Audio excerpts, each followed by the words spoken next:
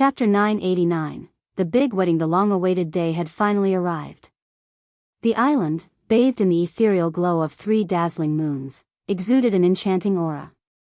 Lush green grass, meticulously pruned and shimmering under the moonlight, stretched out as far as the eye could see. Delicate petals of black roses adorned the pathways, leading to a grand altar adorned with obsidian pillars and silver draperies that billowed gently in the breeze. The island had been transformed into a realm of dark elegance, where nature and artistry melded seamlessly. Moonlight cascaded through intricately woven canopies, casting enchanting patterns upon the ground. Crystal chandeliers, suspended from ancient trees, twinkled with 1,000 iridescent lights, creating an otherworldly ambience. Floral arrangements of black orchids, crimson lilies, and dark calla lilies mingled with rare thorny vines, forming a tapestry of contrasting beauty. Candles flickered in ornate holders, casting a soft, mesmerizing glow upon the faces of the guests. A majestic arch, adorned with intertwining vines and delicate silver chains, framed the couple's ceremonial space. At its pinnacle, a magnificent black opal, glowing with an inner fire, stood as a symbol of eternal union. As the guests arrived, they marveled at the breathtaking scene that unfolded before their eyes. They found their seats upon silver-padded chairs, their backs adorned with midnight blue satin bows. Soft, haunting melodies filled the air as skilled musicians played haunting melodies on stringed instruments. From the edges of the island, the sapphire waves of the dark sea lapped gently against the shore, harmonizing with the symphony of love and celebration. The sky above was an artist's canvas, painted with countless stars that twinkled in harmony with the moons, creating a celestial canopy overhead. All around, a sense of joy and anticipation hung in the air, as friends, allies, and dignitaries gathered to witness the union of the Dark Lord and his beloved. This was a moment that transcended darkness, a moment of unity and newfound hope that would forever be etched in the annals of their world. On the edge of the island, 3 magnificent portals had been meticulously constructed. The first, larger and adorned with swirling obsidian patterns, awaited the arrival of the Dark Lord himself. The second, adorned with delicate silver and gold filigree, stood ready for the radiant entrance of the bride, Gaia. The third, for the esteemed guests, shimmered with a translucent energy, inviting them to step into the realm of enchantment. Only the closest friends and family of the Dark Lord and Gaia had received the honor of an invitation. As the portals hummed with power, a sense of anticipation rippled through the air. The array of arrays and protective runes, intricately etched into the ground around the island, glowed softly, serving as both a decorative element and a security measure. Among the first to emerge from the guest portal was Cindy, her eyes sparkling with excitement. She was accompanied by Claire, a striking beauty with cascading blonde hair, who guided her gently towards their designated seating. Raylene, Cindy's mother, exuded elegance as she walked gracefully alongside them, her presence commanding attention and respect. Saber, a trusted ally and confidant of the Dark Lord, strode with a dignified eye. Tiberius, a formidable warrior with a quiet strength, stood tall and proud, his attire a perfect blend of regality and power. Delar, the imposing orc, his rough exterior softened by a touch of sophistication, made his way towards the seating area with a determined stride. Each guest, dressed in their finest attire, showcased a unique blend of elegance and individuality. They moved with grace and purpose, their footsteps punctuated by the gentle rustle of rich fabrics. Laughter and whispers filled the air as old friends greeted one another, their anticipation growing with each passing moment. As they took their seats, the island became a tapestry of colors and personalities, a gathering of those closest to the Dark Lord and Gaia. The stage was set, the scene beautifully orchestrated, as they awaited the arrival of the Dark Lord and his radiant bride. The guests looked around in awe, their eyes wide with wonder at the breathtaking beauty of the island and its enchanting decorations. Trista, her voice filled with admiration, remarked, "Eve has truly outdone herself. This is a sight to behold." Saber nodded in agreement, his usually stoic expression softened by a genuine smile. "Indeed, she has poured her heart and soul into making this day unforgettable." Tiberius, his gaze fixed on the intricate details, marveled, "I've never seen anything quite like this. It's as if we've stepped into a realm of pure magic." Arya, her voice filled with excitement, added, every little detail, from the sparkling lights to the delicate flowers, it's like a dream come true. Raylene, her eyes shimmering with pride, turned to Claire and said, you and Eve have done an exceptional job. This is beyond anything I could have imagined. Claire blushed modestly, her voice tinged with gratitude. Thank you, Raylene. It was an honor to assist in creating this magical ambience. As the guests marveled at the decorations, their attention was momentarily drawn to a flicker of movement in the sky. Trista's eyes widened as she whispered, do you see them? Saber nodded, his voice barely audible, the vampire death squad members, concealed from prying eyes. They're the Dark Lord's last line of defense, vigilant and prepared for any unexpected turn of events. Gibson, Corey, Titus, Optimus, and Ricky exchanged impressed glances, their voices filled with awe. Such attention to detail and thoughtfulness, Gibson remarked. Indeed, Corey agreed, it's clear that no expense was spared in creating this grand spectacle. Titus added, the Dark Lord and Gaia truly deserve nothing but the best on their special day. Optimus, his voice filled with admiration, stated, I'm honored to be part of this celebration. It's like stepping into a fairy tale. Ricky nodded, his eyes reflecting the shimmering lights surrounding them. I couldn't agree more. This island and the atmosphere, it's simply magical. As the guests continued to explore the enchanting setting, their expressions mirrored a shared sentiment of amazement and gratitude. This was a momentous occasion, a testament to love and unity, where every detail had been carefully crafted to create a truly unforgettable experience. Cindy, her eyes sparkling with excitement, tugged at Raylene's sleeve and exclaimed, Mommy, Ghost and Gaia are going to look so beautiful as husband and wife. I want a wedding like this when I grow up. Her innocence and enthusiasm brought smiles to everyone's faces. Claire, unable to contain her amusement, knelt down to Cindy's eye level and teasingly remarked, well, Cindy, we'll have to find you the perfect Prince Charming when the time comes. Trista playfully joined in, adding, but we won't let you get married just yet. You're too young. Gibson, Corey, Titus, Optimus, and Ricky chuckled at the adorable exchange, their laughter blending with the gentle waves crashing against the shore.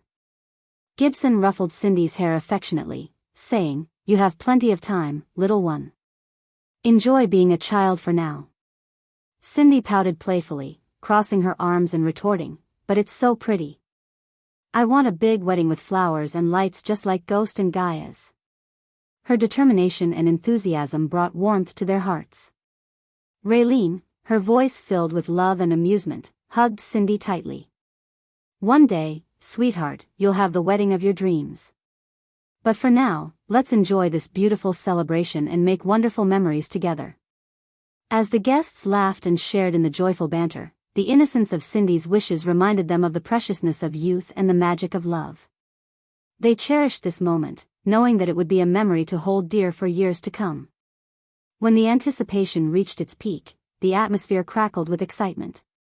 The portal designated for the Dark Lord shimmered with an ethereal glow, drawing everyone's attention. Dark flames danced along the edges of the portal, casting a mesmerizing play of shadows.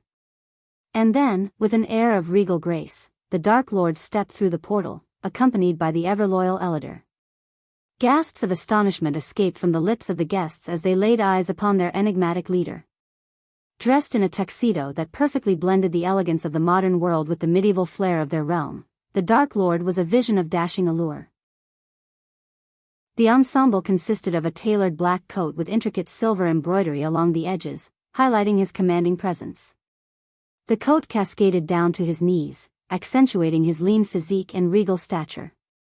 Beneath the coat, he wore a crisp white shirt, its collar adorned with a black silk cravat elegantly tied in a knot. His pants were a deep shade of charcoal, tailored to perfection, while his black leather boots added a touch of rugged sophistication. But it was the Dark Lord's transformation that truly left everyone stunned. He had shaved his stubble beard, revealing a chiseled jawline, and his shoulder-length black hair was carefully pruned, framing his face with a captivating allure. His piercing eyes held a glimmer of both power and vulnerability, captivating the hearts of all who beheld him. As whispers of awe and admiration spread through the guests, a collective realization washed over them. The Dark Lord, their feared and revered leader, was not only a formidable force but also a man of breathtaking handsomeness. The contrast of his dark aura with his striking appearance created an irresistible magnetism, leaving everyone mesmerized. In that moment, the beauty of the island and the grandeur of the wedding faded into the background. All eyes were fixed upon the Dark Lord, their hearts quickening at the sight of this unexpected and captivating transformation. Whispers of admiration and disbelief floated through the guests, their voices tinged with awe and astonishment. "Have you ever seen him look so handsome?" Trista murmured, her eyes never leaving the Dark Lord. Arya nodded in agreement, a dreamy smile playing on her lips. "I've always known he was powerful, but this is something else entirely. He's positively enchanting." Raylene, unable to contain her amazement, leaned in closer to Claire. "Is it even possible for someone to be that attractive? Gaia is a lucky woman." Claire chuckled softly, her eyes twinkling with mischief. "I think every woman in this room is feeling a little jealous right now. Who could resist such allure?" Cindy tugged on Saber's sleeve, her eyes wide with wonder. "Ghost looks like a prince from a fairy tale." "He's so handsome, Saber. I want a wedding just like this." Saber ruffled Cindy's hair affectionately, a playful glint in his eyes. "Well, little one, make sure your wedding is just as magical. But remember, we won't let anyone steal you away from us so easily." Gibson, standing nearby, chimed in with a smirk. "Sorry, Cindy, but you're stuck with us. No one else can match up to your awesomeness." The guests laughed, the joyous sound filling the air as they reveled in the enchanting atmosphere and the captivating presence of their Dark Lord. Each conversation, filled with admiration and playful banter, echoed the unanimous sentiment: the Dark Lord was a vision of unparalleled handsomeness, capturing the hearts of all who beheld him. Time seemed to stand still as the portal of the bride shimmered with a radiant golden light. Anticipation filled the air, and all eyes turned toward the glowing portal. Through the ethereal haze, Gaia emerged, a vision of exquisite beauty. Gasps of admiration escaped the lips of the guests as they beheld her. Gaia's flowing black hair cascaded down her shoulders, complementing her flawless complexion and accentuating her striking features. Her eyes sparkled with a mixture of excitement and love, while her elegant posture exuded grace and confidence. Gaia wore a gown that seemed to have been woven from moonlight itself. The dress hugged her curves delicately, before cascading into layers of ethereal white fabric that trailed behind her. The bodice was adorned with intricate silver embroidery, shimmering like stardust, and delicate lace sleeves draped gracefully over her arms. The gown's neckline dipped modestly, accentuating her collarbones and drawing attention to the radiant smile that graced her lips. The guests were captivated, their breaths held in awe, as Gaia glided down the aisle, her every step a testament to her beauty. Michael stood at the altar, his heart racing, his eyes fixed on his radiant bride. For a moment, he was rendered speechless, his gaze locked with hers. Claire, standing beside Trista, leaned in and whispered, her voice filled with wonder, "She's like a goddess, so stunning, it's almost unreal." Trista nodded, her voice filled with admiration. "He is a lucky man. She's the epitome of elegance and beauty." Saber, his eyes never leaving Gaia, leaned towards Raylene. "Look at her, Raylene. She's like a celestial being. I've never seen a bride more radiant." Raylene, her voice filled with emotion, replied, "She's the perfect match for our Dark Lord. They are truly meant for each other." Adelia, with a proud and gentle expression, walked alongside her daughter down the aisle. Vidora, perched gracefully on Adelia's shoulder, seemed to radiate a sense of calm and wisdom, her presence adding a touch of enchantment to the scene. All eyes were fixed on Gaia and Michael, their gazes locked, as if the world around them had faded into insignificance. The guests watched in awe as the bride and her mother made their way towards the awaiting Dark Lord.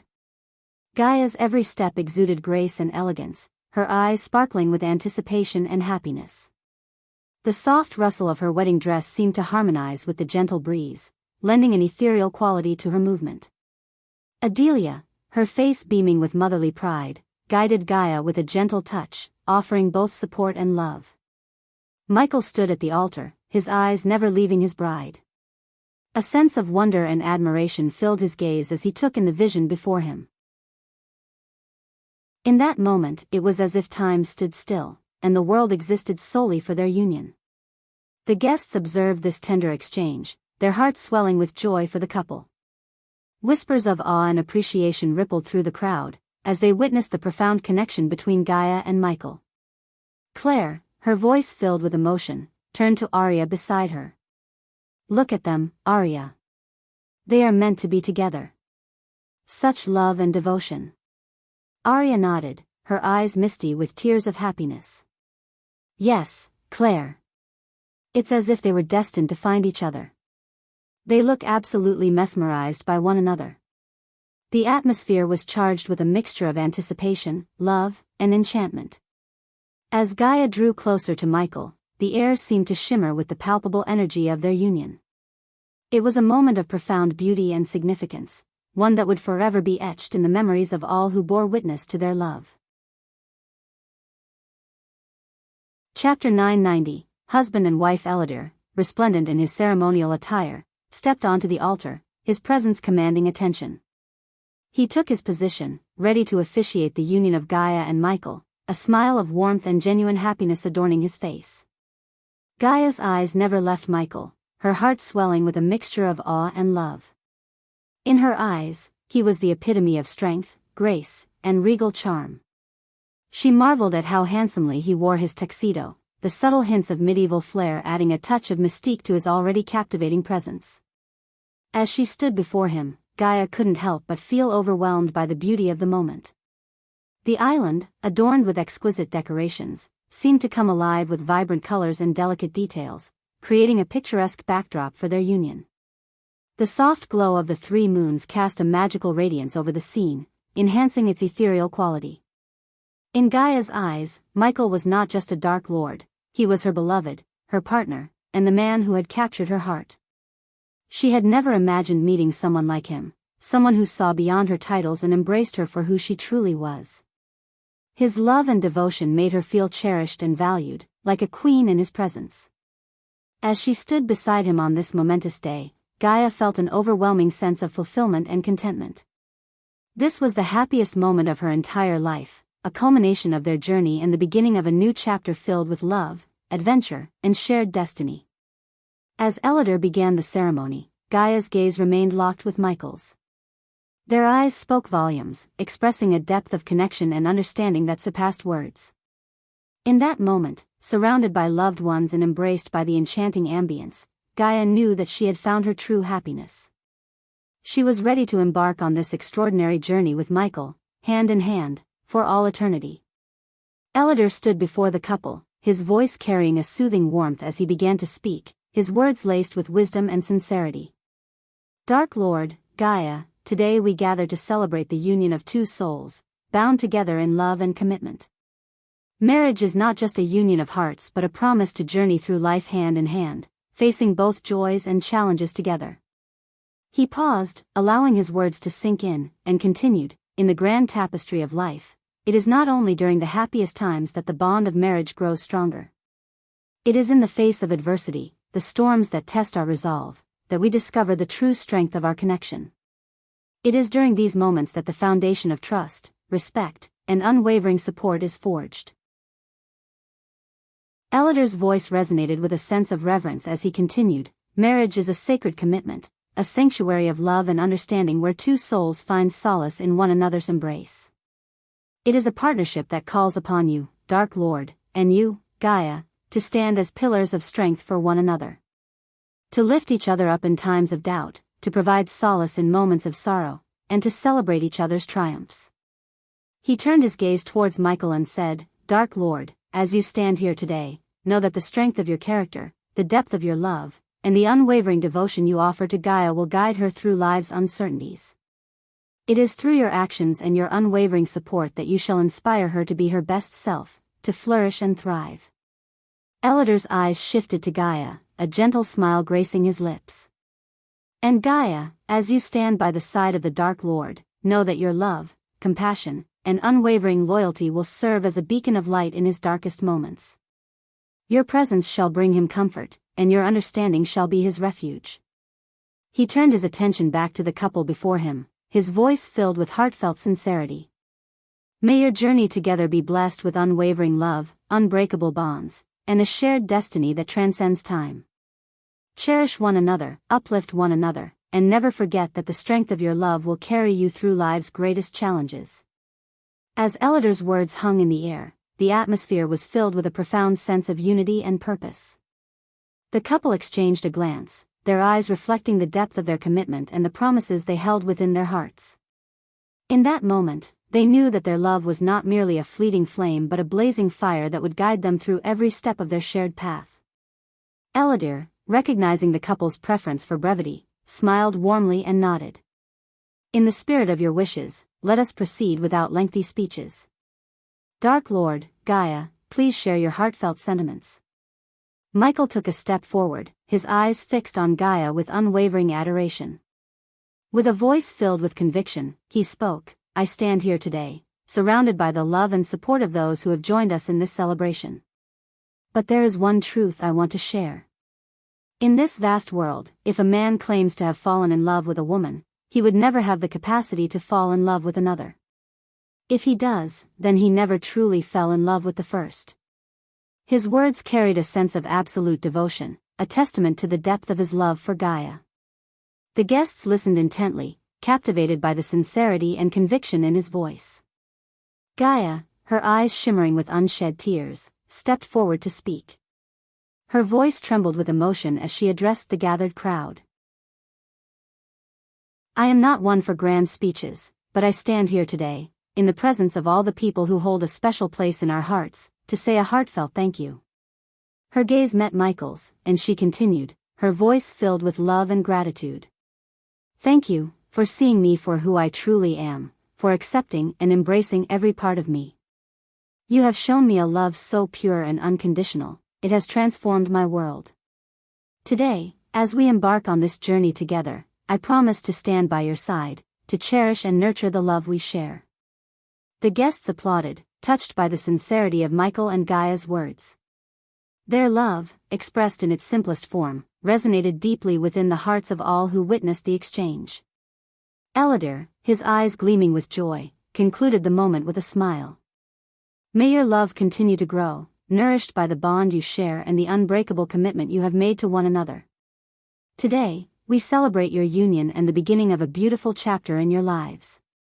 Elodor, his voice filled with warmth and joy, turned to Gaia and asked, Gaia, do you accept him as your husband, to love, honor, and cherish him in both joyful and challenging times? Gaia, her eyes sparkling with love and happiness, nodded fervently. Yes, with all my heart. Elodor then turned to Michael and asked, do you accept Gaia as your wife, to love, honor, and protect her in both joyful and challenging times? Michael's voice resonated with unwavering certainty. Yes, with all that I am. With a radiant smile, Elodor declared, by the power vested in me, I now pronounce you husband and wife. As the guests erupted into applause, Elodor presented the wedding rings, a symbol of their eternal commitment. Gently, Michael and Gaia took each other's hands, slipping the rings onto their fingers, a gesture of love and unity. Elodor's voice filled the air once more, you may now seal your vows with a kiss. Time seemed to stand still as Michael and Gaia leaned in, their lips meeting in a tender and passionate embrace. The guests rose to their feet, showering the newlyweds with flowers and applause. Joy and celebration filled the air, mingling with laughter and cheers. Amidst the vibrant display of affection and admiration, the couple stood embraced, their hearts overflowing with love and gratitude.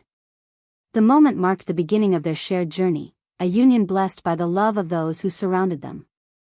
As the petals of countless flowers danced around them, Michael and Gaia reveled in the euphoria of their union, knowing that their love had triumphed and that their souls had found their perfect match.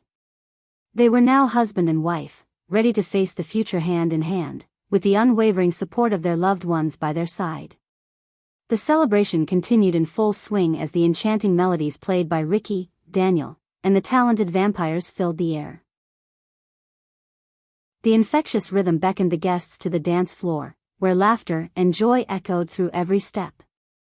Gaia and Michael, their eyes locked with love and mirth, swayed together, their bodies moving in perfect harmony, The aroma of delectable delicacies wafted through the air, drawing everyone towards the feast prepared by Raylene. The tables were adorned with an array of mouth-watering dishes, each one a masterpiece in its own right. Succulent roasted meats, accompanied by a medley of herbs and spices, delighted the senses. Colorful salads burst with freshness and flavor, while platters of exquisite pastries tempted even the most disciplined palates. Guests gathered around, savoring the culinary delights, their taste buds tingling with pleasure. Raylene's culinary expertise was evident in every bite, as her creations showcased a perfect balance of flavors and textures. Laughter and compliments filled the air as each dish was savored, and the sound of clinking glasses and toasts resonated throughout the night. Amidst the festivities, Cindy, with her infectious energy, twirled and danced amongst the ladies, filling the atmosphere with her youthful enthusiasm. Sabre, Delar, Raylene, Claire, and Eve, their usual stoic demeanor forgotten, joined in the merriment, their smiles lighting up the night. Gaia and Michael watched with adoration, their hearts filled with joy at the sight of their loved ones immersed in the celebration. As Cindy spun and twirled, Gaia and Michael shared a knowing glance. Michael's deep voice resonated with amusement as he said, "Look at our little dancer." Gaia's laughter bubbled forth as she replied, "She knows how to light up a room." "I just wish the ugly lizard was here." Their voices mingled with the music and laughter, a symphony of love and happiness. The beauty of the moment was not lost on them, as they reveled in the love and unity that surrounded them. The wedding, a celebration of their love, had become a joyous occasion for all, a testament to the bonds forged through friendship and shared experiences. As the night unfolded, the dance floor became a whirlwind of movement, with guests of all ages and backgrounds joining in the festivities. The once reserved vampires allowed themselves to be carried away by the rhythm, their graceful movements intertwining with those of their human counterparts. Amidst the delight and joy that filled the air, unbeknownst to the guests, a different presence loomed in the distant realm of gods.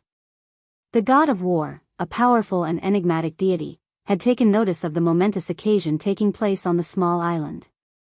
Only the passage of time held the answer to the god's intentions. Would he choose to grace the wedding with his presence, bestowing his blessings upon the union of Gaia and Michael? Or would his wrath be unleashed, throwing the joyous celebration into chaos and upheaval? As the music played and the laughter resonated, the guests reveled in their happiness, unaware of the potential storm brewing in the realm of gods. Destiny would unfold in due course, and only then would the true nature of the god of war's intentions be revealed. For now, the island remained a haven of joy and celebration, a sanctuary where love and unity reigned supreme. Time, the ever-watchful observer, would soon reveal whether the god of war's presence would bring blessings or unleash the tempest of his wrath upon the unsuspecting wedding party. Chapter 991, War God of the Pantheon. While Michael's marriage celebration was going on full swing, in the realm of gods, where chaos and rumors of Dagon's return swirled, a towering figure commanded attention. This godly being was Rudra, the war god, a sight to behold. Standing taller and broader than any mortal, his muscular frame exuded power and strength. His fiery red hair cascaded down his back, complementing his commanding presence. Adorned in gleaming golden armor, Rudra's arms were protected, while his sculpted chest and well-defined abs were proudly displayed. His shoulders bore the weight of majestic lion heads, intricately crafted and attached to his shoulder plates, symbolizing his ferocity and dominance. Atop a hill, on a bed of gold, Rudra reclined, a goblet of wine in his hand. The setting sun painted the sky in hues of orange and gold, casting a warm glow upon the god's features. His aura resonated with divine power, radiating an aura of authority and awe-inspiring might. The mountaintop where Rudra found solace was strewn with fragments of stone, remnants of golems that had met their demise during his relentless training. Each shattered piece bore testament to the god's formidable strength and unwavering dedication to his craft. In this tranquil moment, Rudra, the embodiment of war and battle, found respite. The world outside may have been plagued by chaos and rumors, but here, on his golden throne, he could bask in the glory of his own divinity. As Rudra reveled in his pocket dimension, an intrusive light pierced through the serenity. Annoyance etched upon his features, he shook his head disapprovingly, disrupted from his cherished moment of relaxation. Gradually, the luminous glow transformed into the ethereal figure of a woman with radiant golden hair. Seraphine, I don't recall extending an invitation to my domain, Rudra asserted with a commanding voice that resonated like thunder. We have discovered the graces of the gods trapped in the mortal realm, Rudra, Seraphine disclosed, her tone carrying a mixture of astonishment and concern. Unfazed by Seraphine's news, Rudra exhibited no emotions, except for his irritation at having his peaceful time disturbed by the goddess of information. Good for you, he retorted dismissively, reclining once more upon his opulent golden bed, deliberately averting his gaze from Seraphine. They were imprisoned within the temple of the god of darkness, and Dagon has released them, Seraphine divulged. The moment Rudra heard the names God of Darkness and Dagon, his nonchalant facade dissipated, replaced by a flicker of excitement as he lifted his gaze to meet Seraphine's expectant eyes. Amused, Rudra contemplated the revelation. So, all this time, the graces were hiding right under our noses. And Dagon, how did he manage to breach our realm from the depths of hell? I can only imagine the frenzy the Pantheon must be in, he mused, flexing his formidable godly muscles. Andor is currently handling Dagon's presence. The Pantheon requests that you ensure Dagon's swift return to the depths of hell, Seraphine conveyed, prompting a chuckle from Rudra. Andor? That guy always complicates matters for the sake of appearing like a master strategist. All he does is waste time and lays around all day. Hold on a moment, you mentioned Dagon freeing the graces from the Dark God's temple. Didn't you inform me that Dagon was unable to breach our realm through the protective barrier surrounding the mortal realm? Rudra inquired. Seraphine sighed wearily, continuing with her explanation. Somehow, Dagon managed to momentarily enter our realm and unleash the graces. I am now certain he is amassing his forces within the realm between. As a fallen god, Dagon possesses the ability to transcend the barrier erected by the Dark God. The only hindrance preventing his full incursion into our realm is the artifacts that bind him to hell. Andor leads the Skyhall army against Dagon's Hell Walkers. However, Andor cannot unleash his full power without leaving that damn castle. So, you expect me to venture into the realm between and join forces with Andor's mortal army? Rudra questioned, his tone dripping with disdain at the mere suggestion put forth by Seraphine. Let me make this clear, Rudra. Dagon is unable to escape hell until his Hell Walkers break the artifacts within the realm between. Andor is confined to his castle, unable to enter the realm of gods, and we are unable to step into the mortal realm until the barrier created by the Dark God is dismantled. The Pantheon desires the Dark God's current incarnation to break the remaining 3 seals, allowing us to breach the barrier and confront Dagon directly in hell. Do you understand? Seraphine explained, simplifying the intricate situation. It seems straightforward enough. Although I'm certain the Pantheon and Andor have concocted an elaborate plan to make themselves appear as masters of the universe, pulling off intricate strategies and such, Rudra chuckled at the thought of the Pantheon's machinations. Things are not as simple as they may appear, Rudra. Perhaps for you, the war god who charges into battle with sheer brute force and no need for elaborate plans, Seraphine remarked with a serious tone. I always have a plan, Seraphine. It's called power. Overwhelming power surpasses strategies any day, Rudra stated confidently, rising from his golden bed to face Seraphine. No matter how intricate an ant's plans may be, all it takes is a single step to crush both their plan and their life, Rudra declared confidently, causing Seraphine to sigh in resignation. She knew better than to argue with Rudra, for he had proven himself victorious time and time again against the enemies of the Pantheon. After all, he was the god of war for a reason. Will you venture into the realm in between? Seraphine asked, seeking a direct answer.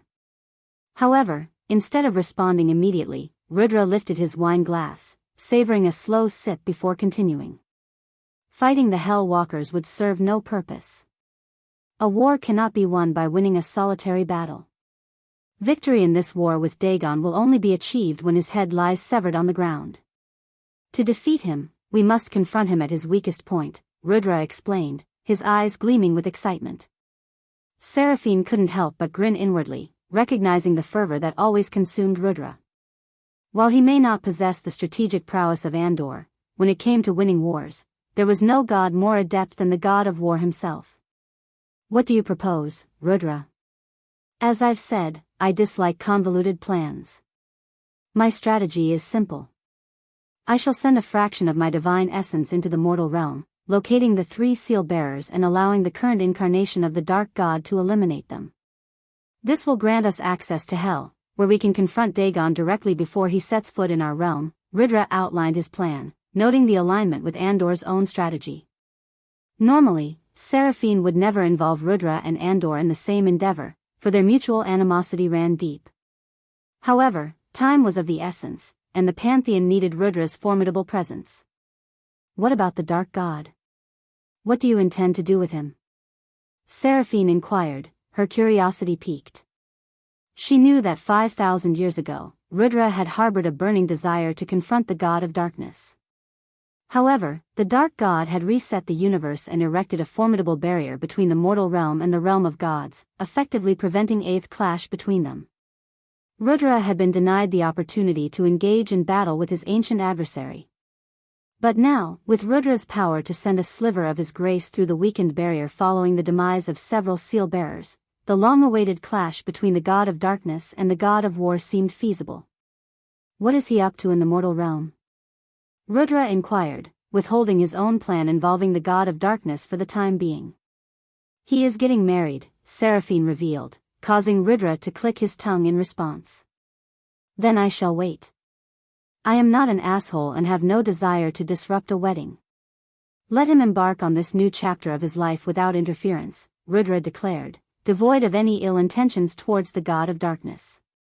You are aware that he cannot be killed without the dash. Seraphine's sentence was abruptly cut off as Rudra interjected. He may be unkillable for now, but I can weaken him to the point where he will no longer pose a threat. Rudra snickered, his confidence evident. But that is not a permanent solution, Rudra. He has the potential to regain his strength, Seraphine argued. Then I will face him time and time again until you strategists come up with a more viable approach. After all, we gods have nothing but time on our hands, Rudra declared, his determination unwavering. Then, Rudra placed his fingers on his forehead, tapping into the immense power that flowed through him. With a swift motion, he extracted a small sliver of golden thread, pulsating with his divine grace. Holding it up, he turned to face Seraphine.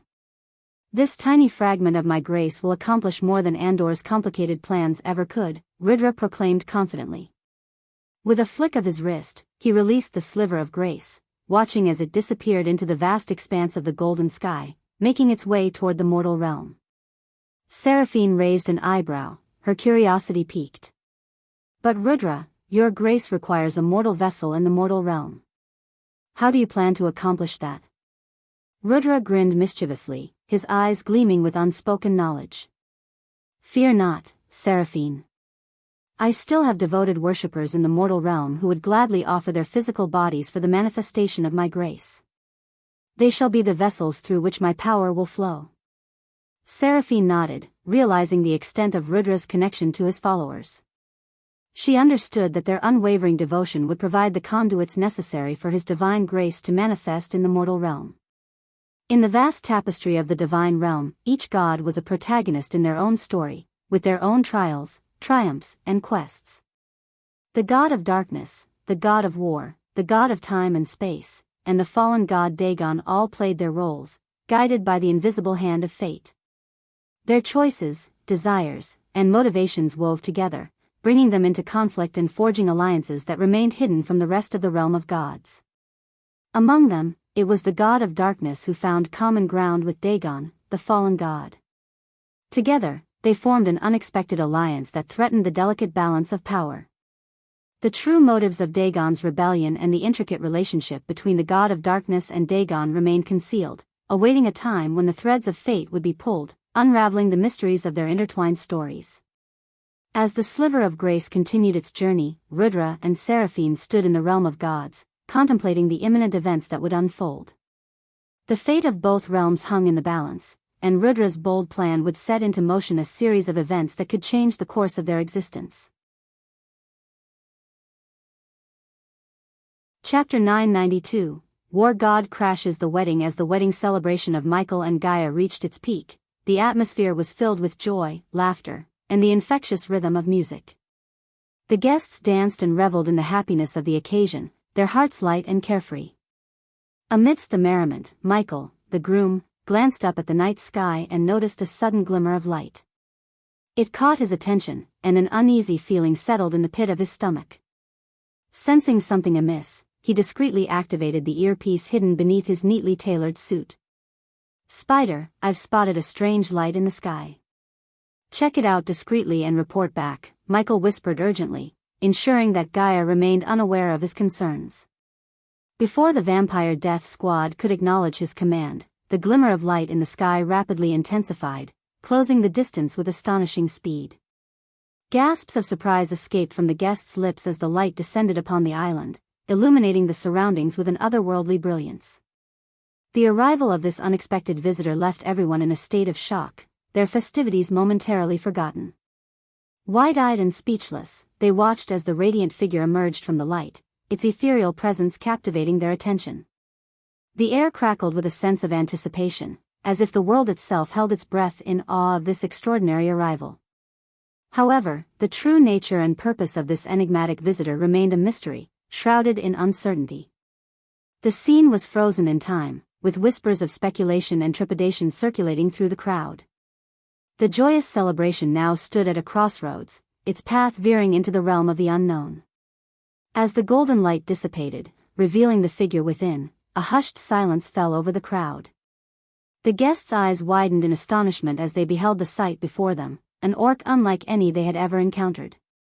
His crimson skin stood out in stark contrast to his intricate white and blue tattoos that adorned his muscular physique. Tusks protruded from his mouth, and numerous piercings adorned his body, glinting ominously under the moonlight. The orc's eyes blazed with an otherworldly light, radiating an aura of power that sent shivers down the spines of those who stood in his presence. Without a second thought, Saber lunged forward, determined to end the life of this uninvited guest. But before Saber could even reach the orc, a powerful gust of wind erupted from the orc's body, sending the valiant warrior hurtling backward. The sheer force of the blast sent Saber flying off the island, his body crashing into the waters below.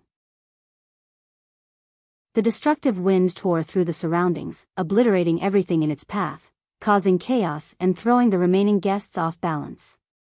Michael, paralyzed with shock and disbelief, couldn't help but feel a sense of awe. He couldn't discern the orc's cultivation level, but the overwhelming power emanating from the orc was palpable, leaving Michael and the others in a state of trepidation. With an instinctive surge of protective energy, Michael swiftly stepped in front of Gaia, his eyes blazing with determination. Two dark beams shot forth from his gaze, cutting through the air with an ominous hiss. "Eladir, activate the runes," Michael commanded, his voice laced with urgency. In response to his command, the three portals, positioned at the edge of the island, burst into life, emanating a brilliant light that grew in intensity. A powerful pulling force gripped the guests, drawing them towards the portals against their will. The wedding scene was suddenly thrown into chaos as bewildered and frightened cries filled the air. "Everyone, hold on. We need to get out of here," Michael shouted, his voice barely audible above the turmoil.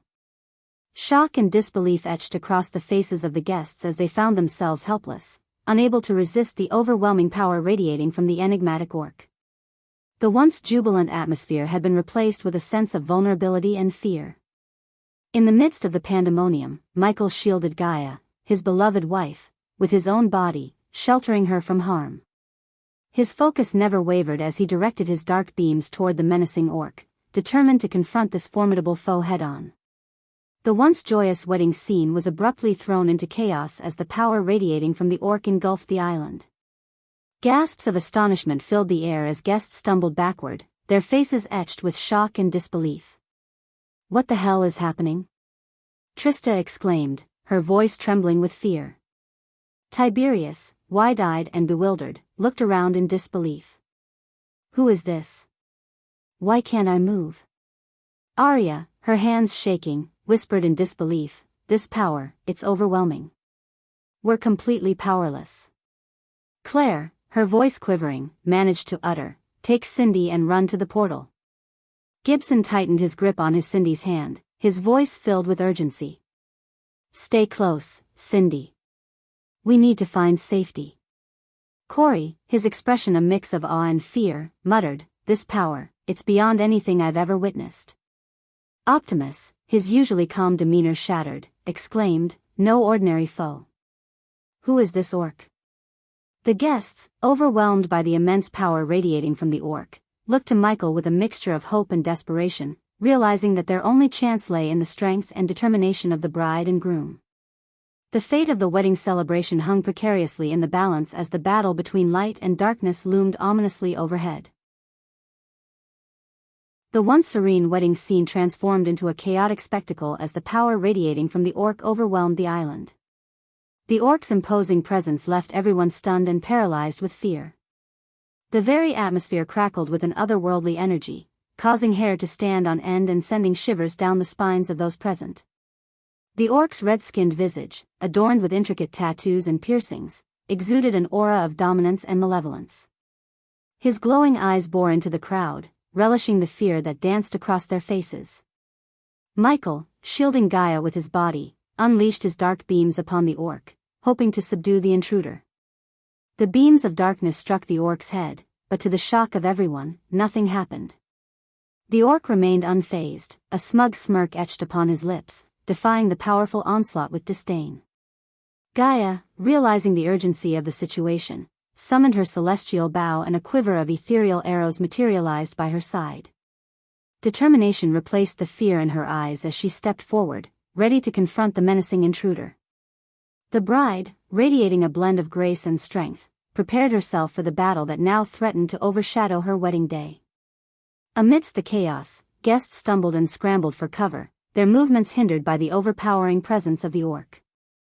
Their attempts to rally against the intruder proved futile as the force emanating from the orc left them weak and powerless, their limbs heavy as if burdened by invisible chains. The once immaculate wedding venue now bore the scars of the chaotic upheaval. Tables and decorations lay in disarray, tossed aside by the gusts of wind that erupted from the orc's very being. The vibrant flowers that once adorned the aisle were trampled underfoot, petals scattered like remnants of a shattered dream. "Now, Eladir!" Michael shouted, his voice filled with urgency and determination. In response, Eladir clenched a golden crystal in his hand, crushing it with a resounding crack. As the crystal shattered, the pulling force emanating from the portals multiplied several folds, causing the air to tremble with their intensity. The portals, now unleashed with unprecedented power, surged with an insatiable hunger, greedily drawing everything in their path towards their swirling depths. The orc, his eyes fixed on Michael, proclaimed with a chilling certainty, "I am only here for the god of darkness." With a flick of his wrist, 3 figures materialized out of thin air before the orc. Among them stood Samuel, the gray-haired butler of the Winston family, his neatly combed hair contrasting with the chaos unfolding around him. The sight of Samuel stunned Michael, his mind reeling with the implications of the orc's words. But before Michael could react, the orc's lightning-quick movements outpaced his reflexes. In one swift motion, the orc seized Samuel by the neck, using the helpless butler as a shield. A malicious grin danced upon the orc's face as he directed Michael's own dark beams toward Samuel's head. Time seemed to slow as the dark beams pierced through Samuel's skull, shattering bone and unleashing a crimson spray of blood. The lifeless body crumpled to the ground, an innocent victim caught in the crossfire of this ruthless battle. Amidst the chaos, the scene unfolded with a stark contrast. On one side, the portals, their power amplified, exerted an irresistible force, tugging at everything in their path. Tables, chairs, and decorations were ripped from their positions, uprooted by the voracious pull. On the other side, a battle of immense power and stakes played out. Michael, shielded by darkness, stood alongside Gaia, his eyes filled with fury. The orc, a formidable adversary, remained resolute, his aura pulsating with a malevolent energy that rendered everyone around him weak and powerless. In this tumultuous clash between the forces of chaos and order, the island became a battleground of conflicting energies. The portals greedily devoured the surroundings, tearing apart the remnants of the once serene wedding scene. And amidst the swirling chaos, the battle between Michael and the orc raged on, with bloodshed and despair marking the unfortunate path they tread. The vampire death squad landed on the island with swift precision, their presence a glimmer of hope amidst the chaos. They quickly assessed the situation, their red eyes scanning the tumultuous scene. Working together, they rallied the remaining guests, guiding them towards the portals that thrummed with an irresistible pull. Amidst the pandemonium, Michael's heart pounded with a desperate desire to save Gaia from the clutches of this immensely powerful foe. With determination etched on his face, he reached out and grasped Gaia's hand, his grip firm and resolute. With all his strength, he propelled her towards the nearest portal, his intention clear. But in the midst of the airborne journey towards the portal, Gaia's body moved with a swift fluidity. With a sudden twist, she knocked an arrow upon her bowstring and took aim at the orc, defying Michael's intention to guide her to safety. The tension in the air was palpable as Gaia's fingers released the arrow, its trajectory carrying it towards the orc with a lethal intent. In a display of godly speed, the possessed orc, fueled by Rudra's sliver of grace, dashed towards Michael with a swiftness that defied comprehension. The air crackled with anticipation as the orc's movements became a blur, evading Michael's punches and kicks with uncanny agility. Despite the orc's imposing size, it maneuvered with the grace of a predator, effortlessly eluding Michael's onslaught. The ground trembled beneath them as Michael's dark beams shot forth from his eyes, slicing through the earth with devastating precision. The surroundings bore the scars of their deadly power, split apart and rent in halves, a testament to the ferocity of the battle. But the orc, an embodiment of Rudra's divine essence, proved elusive, nimble in its evasion. Each blow was met with a deft sidestep, each kick evaded with a fluid movement that seemed to defy the laws of physics. In the midst of this violent ballet, the orc seized an opportunity, delivering a powerful punch to Michael's chest with an impact that sent him hurtling through the ground, the earth quaking beneath the force. Gaia's voice echoed through the chaos, her heartrending cry of "No," a testament to her anguish and determination. The air hung heavy with tension as the battle raged on, the clash of power and the stakes at hand becoming a swirling vortex of uncertainty. As agony surged through Michael's body, his advanced personal device, APD, around his wrist sensed his critical condition. With mechanical precision, the APD swiftly injected a potent healing potion into his bloodstream, mending his damaged organs and revitalizing his strength. Ignoring the lingering pain, Michael rose to his feet, determination etched across his face. With a fierce resolve, he lunged forward, his hands outstretched, and the dark swords materialized in his grip, crackling with ominous energy. The orc's lips curled into a menacing smirk as he taunted, his voice laced with a mix of curiosity and sadistic glee. "Let me see the infamous god of darkness in action. Show me what you're truly capable of." The power radiating from the orc, fueled by Rudra's sliver of grace, created an aura that disrupted the very fabric of magic around them. The teleportation scrolls, a potential escape route, faltered in their effectiveness, rendered useless in the face of this overwhelming force. Rudra, in his strategic cunning, did not want the god of darkness to slip away until the remaining two seal-bearers, who had materialized beside Samuel, were eliminated. In this charged moment of clash and determination, the readers witness Michael's resilience and unwavering resolve. They can feel the weight of the orc's taunts and the pulsating energy that surrounds them, drawing them deeper into the scene as the battle unfolds. With a swift and relentless assault, Michael swung his dark swords at the orc, determined to keep him at bay and away from Gaia. The blades sliced through the air with precision, but the orc's invisible force field proved impenetrable, rendering Gaia's arrows useless as they harmlessly bounced off the ethereal barrier. In a moment of triumph, Michael managed to land a shallow cut across the orc's chest, causing blood to spatter in the air. However, the strength of the orc's skin astonished Michael, as the wound appeared far less severe than anticipated. The orc's taunting laughter echoed through the chaos, further fueling Michael's determination. Suddenly, the orc's grip tightened around Michael's hand, restraining his movements.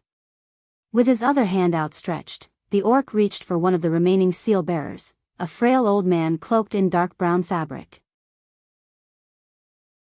In a cruel twist of fate, the old man was lifted effortlessly into the orc's colossal palm, his terrified gaze meeting Michael's.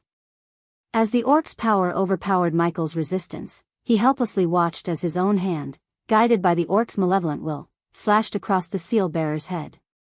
Blood erupted, painting a macabre scene of horror as the head was severed, the lifeless eyes staring into nothingness. The orc's triumphant voice reverberated through the chaotic battleground, chilling the air. 2 down, 1 to go. Overwhelmed by the orc's otherworldly strength, Michael felt as though he was battling a force beyond comprehension. Every move he made seemed feeble in comparison, as if pitted against an unstoppable entity. Chapter 993, Is She a God Too? With a wicked smile, the orc, now fully possessed by Rudra's sliver of grace, raised his hand to the sky, invoking the power of the gods. A golden lightning bolt crackled and materialized in his grasp, pulsating with immense energy. With a swift motion, he plunged the bolt deep into the ground, unleashing a cataclysmic explosion of raw power. The force of the explosion sent shockwaves rippling through the island, shattering the surroundings and throwing everyone into disarray. Gaia, caught in the midst of the chaos, plummeted from the sky, crashing violently onto the ground. Her vision blurred, a mixture of pain and disorientation gripping her as she struggled to regain her bearings. Through her hazy vision, Gaia glimpsed the orc, his speed unfathomable, closing in on Michael. The air crackled with malevolence as dark flames erupted from Michael's body, consuming everything in their path. The searing heat licked at the surroundings, devouring the once vibrant landscape in a dance of destruction. Gaia's heart pounded in her chest as she watched in horror, her voice lost amidst the chaos. The scene unfolded before her eyes with vivid intensity, each detail etched into her memory. The orc's savage charge, Michael engulfed in those dark, merciless flames. The dark flames roared with an insatiable hunger, engulfing the grassland surrounding Michael and Gaia. The intense heat radiated from the flames, raising the temperature to unbearable levels. The orc, its skin melting and bubbling under the scorching onslaught, seemed unfazed by the agony it should have been experiencing. Instead, a sinister snicker escaped its deformed mouth as it extended its hand towards the last remaining seal-bearer. The young man in white robes cried out in terror as the orc's hand closed around him, the searing heat of the dark flames seeping into his very being. His anguished screams pierced the air, a haunting testament to the merciless fate that awaited him. The dark flames consumed him relentlessly, reducing his form to a pile of hot ash, leaving nothing but remnants of his existence. As the life force of the third seal-bearer was extinguished, a sudden rumble echoed through the sky.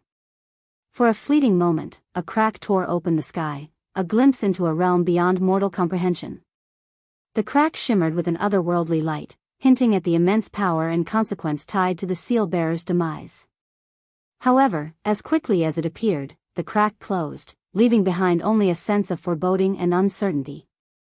The orc stood tall, its form grotesquely transformed as its skin melted away, revealing the raw skeletal structure beneath. In this macabre state, the orc raised its hands, bony fingers extended towards Michael. Countless golden lightning bolts crackled to life, surging forth with malevolent intent. Michael, recognizing the imminent danger, summoned a responsive shield around him. The shield, translucent and glowing with a vibrant blue hue, materialized just in time to intercept the incoming lightning bolts. However, the power behind the orc's attack proved overwhelming, as the bolts shattered the shield like fragile glass, penetrating through to strike Michael. Agony seared through Michael's body as the lightning coursed through his veins. Blood tainted the corners of his lips as he coughed it up, his strength waning with each passing moment. Paralysis gripped his limbs, rendering him helpless against the orc's relentless assault. With a chilling smirk, the orc raised its hand, exerting a force that pulled Michael closer. His feet dragged across the ground as he was lifted effortlessly by his neck, suspended in the grip of his merciless adversary. The acrid scent of burning grass mingled with the sickening odor of charred flesh, filling the air with a haunting reminder of the devastation surrounding them.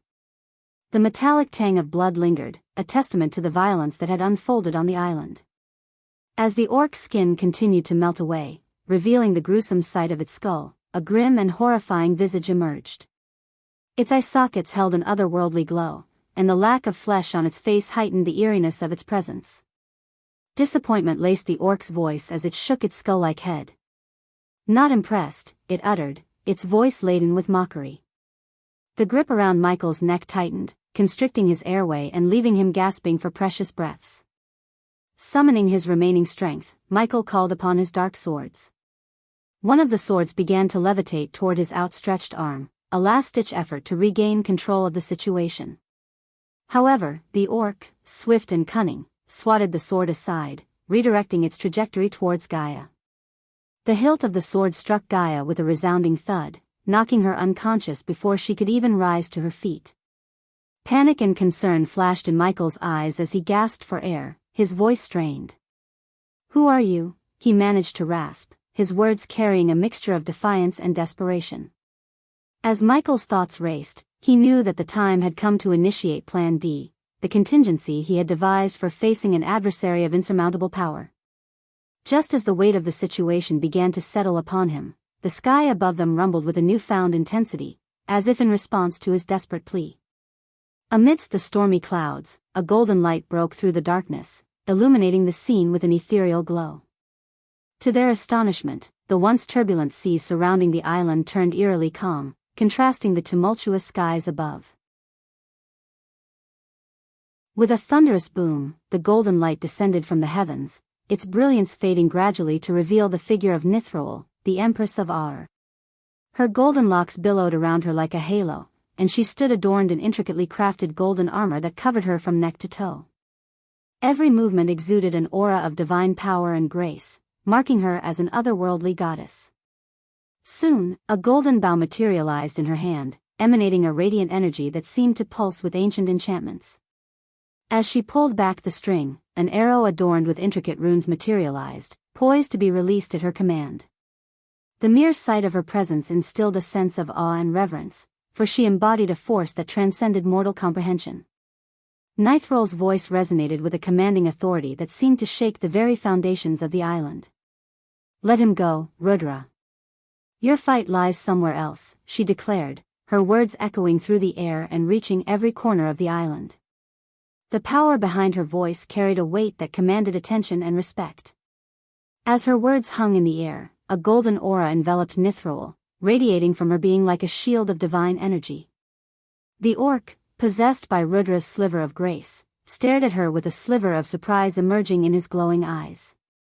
The unexpected turn of events momentarily caught him off guard, questioning the path he had taken. The tension in the air was palpable as the Empress and the possessed orc locked eyes, each representing a formidable force in their own right. The outcome of this encounter held the potential to reshape the course of events, and the witnesses on the island stood frozen, captivated by the clash of powers unfolding before them. The orc, now barely recognizable as a humanoid figure, threw aside Michael's limp body and turned its attention fully towards Nithroel. The last shreds of skin clung to its smoking, charred body, as if defying the intense heat of the dark flames that consumed it. From the mouth of the orc, Rudra's voice resonated, carrying a mix of calmness, excitement, and a sliver of surprise. "I can see you've regained your grace, Nithroel, the goddess of hunt. How long has it been since we last saw each other?"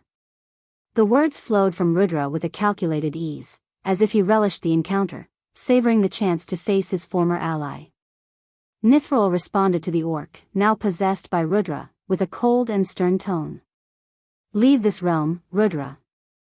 You have no right to be here," she stated, her voice devoid of any warmth or sympathy. Her gaze remained fixed upon the deteriorating figure before her. Rudra's voice, still emanating from the orc, grew even calmer and more playful. "Slow down with the threats, Nithroel. Yes, you may have regained your grace, but you are not as strong as you used to be," he taunted. The excitement in his voice was tinged with a hint of superiority, as if he believed he held the upper hand. Nithroel's response was icy and resolute. "Perhaps I cannot defeat you in your true form, Rudra, but I can still overcome this vessel that holds your grace. And time is not on your side. The dark flames that consume your vessel will soon bring its demise," she retorted, her words carrying an unwavering determination. Rudra, his presence fading within the crumbling vessel, snickered with a mixture of amusement and satisfaction. "Ah, Nithroel, my task in this mortal realm is now complete. I have no mind to stay any longer," he remarked, his voice betraying a playful undertone. However, underlying his words was a genuine concern for the goddess standing before him. "Choose your side carefully, Nithrol," Rudra warned, his voice devoid of sympathy. "You wouldn't want to lose your grace once again." His words carried a subtle caution, a reminder of the consequences she might face if she aligned herself against the pantheon. Nithrol, her gaze unwavering, met Rudra's gaze with determination. "I have made my choice, Rudra," she declared with unwavering resolve. "I have left the pantheon and chosen to remain in the mortal realm. You needn't worry about me." Her response carried a resolute conviction, a statement that she had made her stand and was prepared to face the consequences of her decision. Though Rudra's concern for her was not evident in his voice, there was a flicker of admiration in his gaze, acknowledging the strength of her resolve. As the possessed orc's body crumbled to the ground, consumed by dark flames and reduced to a heap of smoldering ash, a golden light emerged from within. It shimmered and danced in the air, casting a soft glow upon the chaotic scene. Nithrol, her gaze fixed upon the dissipating light, watched as it slowly ascended towards the heavens, leaving the mortal realm behind. With a faint sigh of relief, she knew that Rudra's sliver of grace had departed, returning to its rightful place. The once vibrant wedding decorations now lay in ruins, charred and scattered across the grassy ground. The once jubilant atmosphere had been replaced by an eerie stillness, broken only by the soft crackling of smoldering embers. The bride and groom, their bodies sprawled motionless, were a stark contrast to the beauty they had exuded moments ago. Nithrol stepped cautiously over the remnants of shattered pillars and torn fabrics, her footsteps leaving imprints in the ash-covered ground. She approached the unconscious couple, her expression a mixture of concern and determination. With a gentle touch, she checked their pulses and found them to be faint but steady. A sense of relief washed over her as she realized that their lives had been spared in the midst of the chaos. Surveying the scene, Nithrol knew that there was much work to be done. The aftermath of this tumultuous encounter would not be easily forgotten. As Michael's consciousness slowly returned, he rose to his feet, his gaze immediately fixating on Gaia, lying unconscious nearby.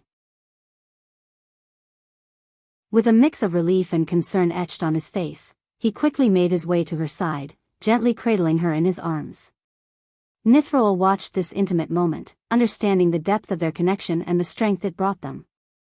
She respected their need for a moment of solace, a respite from the turmoil they had endured.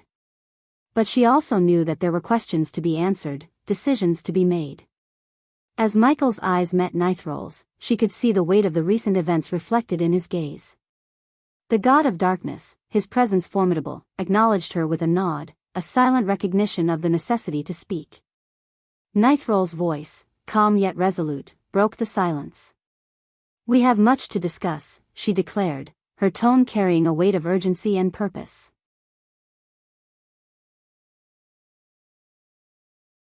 Chapter 994, finally learning about Andor. As the wind howled and the darkened sky hinted at an impending storm, Michael and Gaia stood alongside Nithrol on the edge of the mountain where their paths had first crossed. The Empress of Aur gazed into the distance, her eyes seemingly carrying the weight of ancient knowledge. In the pregnant silence, it was Michael who finally broke the stillness, his voice laced with curiosity and a touch of apprehension. "Who are you really? And who was that attacker?" Nithrol turned her gaze towards Michael, her expression calm yet tinged with a profound understanding of the gravity of their situation. "That was Rudra, the god of war," she replied, the mere mention of his name coinciding with a distant rumble of thunder that echoed through the ominous sky. Gaia's astonishment was evident as she grappled with the realization that they had been targeted by a deity, and one associated with war no less. However, both she and Michael sensed that Rudra's intentions went beyond mere destruction and that he had manipulated Michael as a pawn in his game, forcing him to take the lives of its 3 seal-bearers, including the butler of the Winston family. With a hint of uncertainty, Michael posed a question that had lingered in his mind ever since their first encounter. "Are you also a god?" His eyes held a flicker of recognition, sensing an inherent power within Nithrol that surpassed that of ordinary mortals. Although her aura bore similarities to the possessed orc's energy, it seemed to radiate with a slightly lesser intensity. The atmosphere around them crackled with anticipation as they awaited Nithrol's response, seeking clarity amidst the chaotic events that had unfolded. I was once a god, indeed. But now, I am but a fallen deity. Nithrol's voice carried a hint of melancholy that mirrored the sadness reflected in her eyes. Gaia, her frustration palpable, interjected with a grumble, "Why the hell did that bastard ruin our wedding? When did we piss off the god of war?" Meanwhile, Nithrol sighed, her gaze still fixed upon the distant horizon. "He did not attack you directly. He used your husband as a means to break the seals," Nithrol clarified. As a goddess, she possessed knowledge beyond mortal comprehension. She understood that if Rudra truly intended to kill Ghost, he could have done so. While killing a god's vessel would only result in their souls seeking a new host, there was no denying that Rudra's purpose was not to end Michael's mortal existence. Perhaps his intentions shifted upon encountering Nithrol, but it was evident that his aim had been to manipulate Michael into eliminating the seal bearers. The seals? Michael's brow furrowed in confusion. Yes. In your previous life, you constructed an intricate array that acted as a barrier between the mortal realm and the realm of gods, preventing mortals from entering the divine domain and vice versa. Nithrol began to unravel the complexities of the situation. Unbeknownst to you, these seals were embedded within individuals who were not even born during your previous self's time. Only you possess the power to break these seals by slaying the designated seal bearers. Each time a seal bearer dies, the barrier between our realms weakens. Once all the seals are broken, the gods will regain the ability to traverse freely between the mortal realm and the divine realm, as they did in the past. However, Nithrol herself remained unaware of the variations within the seals, specifically those designed by the previous Dark Lord and Elidar in their respective timelines. This explained how Diana, in Michael's timeline, managed to break one of the seals when she killed the seal bearer, Bai Ning. As Michael processed the weight of Nithrol's words, she continued to unravel the perilous web that entangled them all.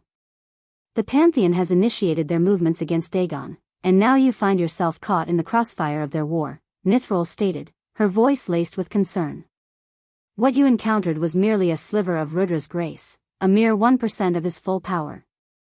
Consider, then, the unimaginable might wielded by an entire pantheon of gods and the vengeful god who desire to see you crumble. Michael and Gaia were left stunned, the mention of a vengeful god sending shivers down their spines. Unable to contain his curiosity, Michael posed the question that gnawed at him.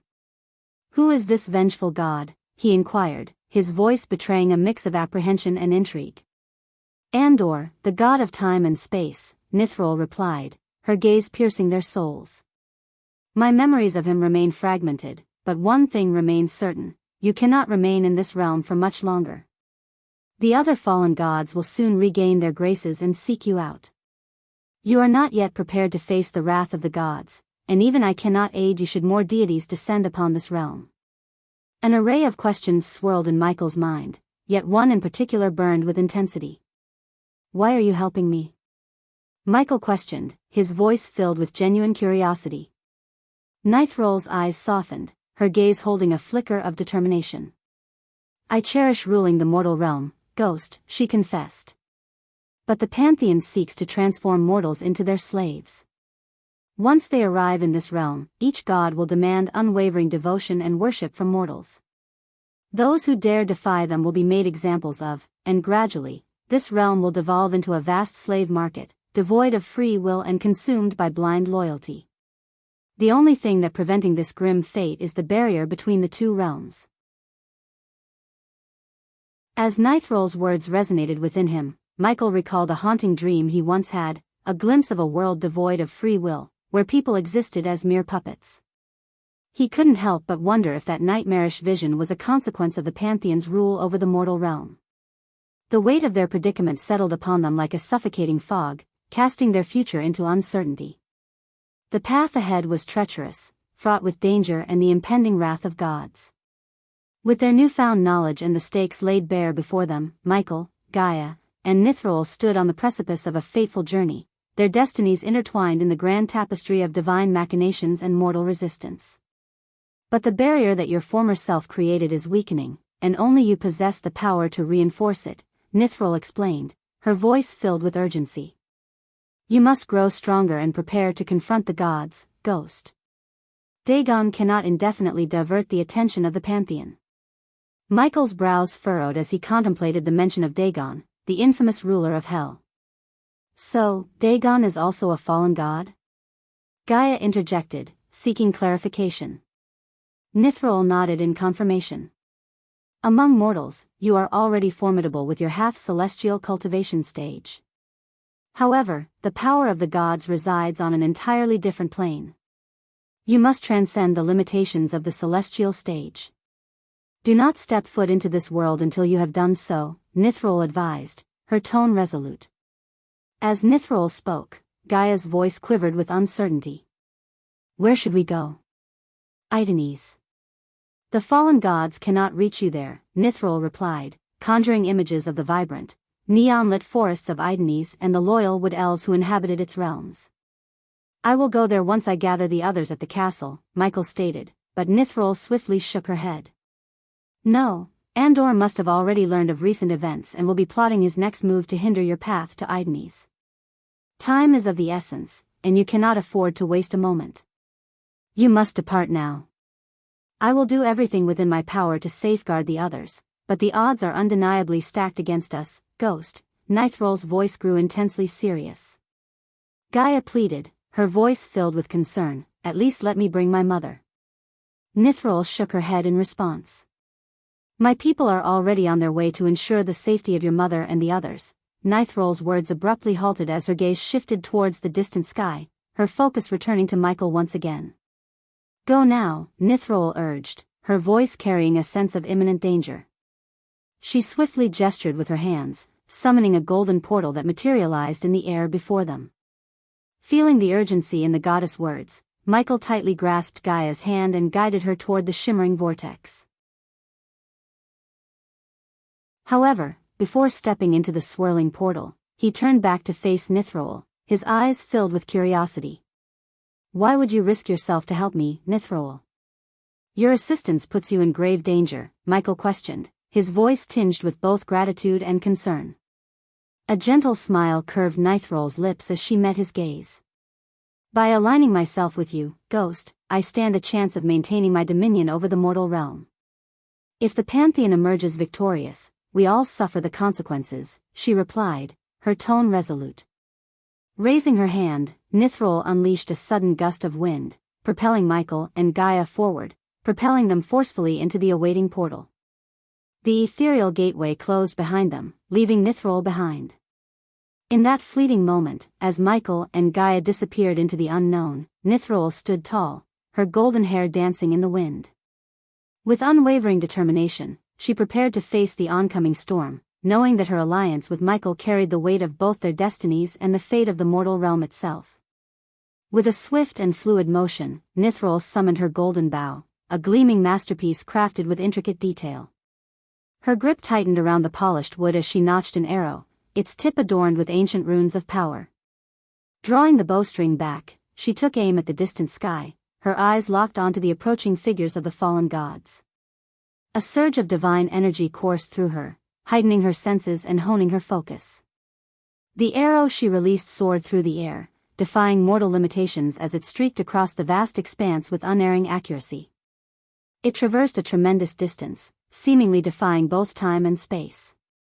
As the arrow cut through the air, a tempest began to brew, dark clouds rolling in to amplify the brewing chaos. Thunder rumbled in the heavens, their ominous roars echoing through the land.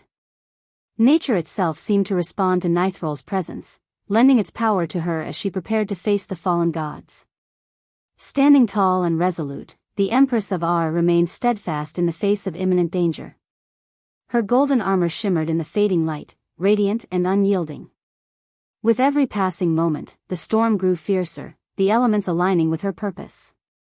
Nithral knew the odds were stacked against her, confronting a pantheon of formidable adversaries.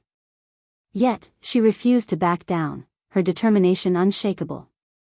The goddess of Hunt stood as a beacon of defiance, ready to challenge the encroaching darkness with all her might.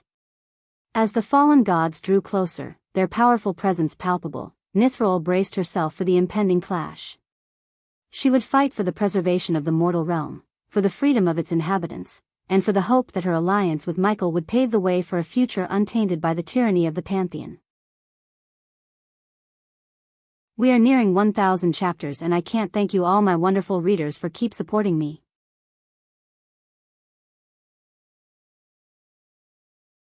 Chapter 995. Returning to Aidenes. Chapter 995. Returning to Aidenes. As Michael and Gaia emerged from the portal onto the land of Aidenes, a breathtaking panorama unfolded before them.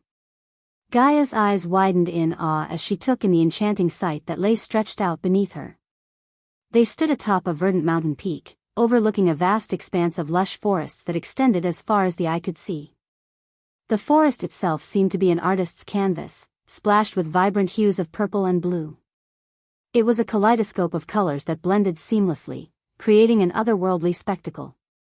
Giant trees towered over the landscape, their trunks adorned with intricate patterns and ethereal glow. The forest floor was carpeted with lush, emerald-green moss, adding a softness to the terrain. Towering mushrooms, their caps adorned with mesmerizing patterns, dotted the forest floor, creating a whimsical ambience. As Gaia's gaze wandered further, she caught sight of trees that radiated a gentle, luminescent glow, casting a soft and enchanting light that illuminated the surroundings. These radiant trees bathed the forest in an otherworldly glow, adding an ethereal touch to the already mesmerizing landscape. The air was filled with the gentle fluttering of giant butterflies, their wings adorned with iridescent colors that shimmered as they danced through the air. Their presence added a touch of magic to the already captivating scene. The forest of Aidenes seemed like a place plucked from a fairy tale, a realm where dreams and reality intertwined.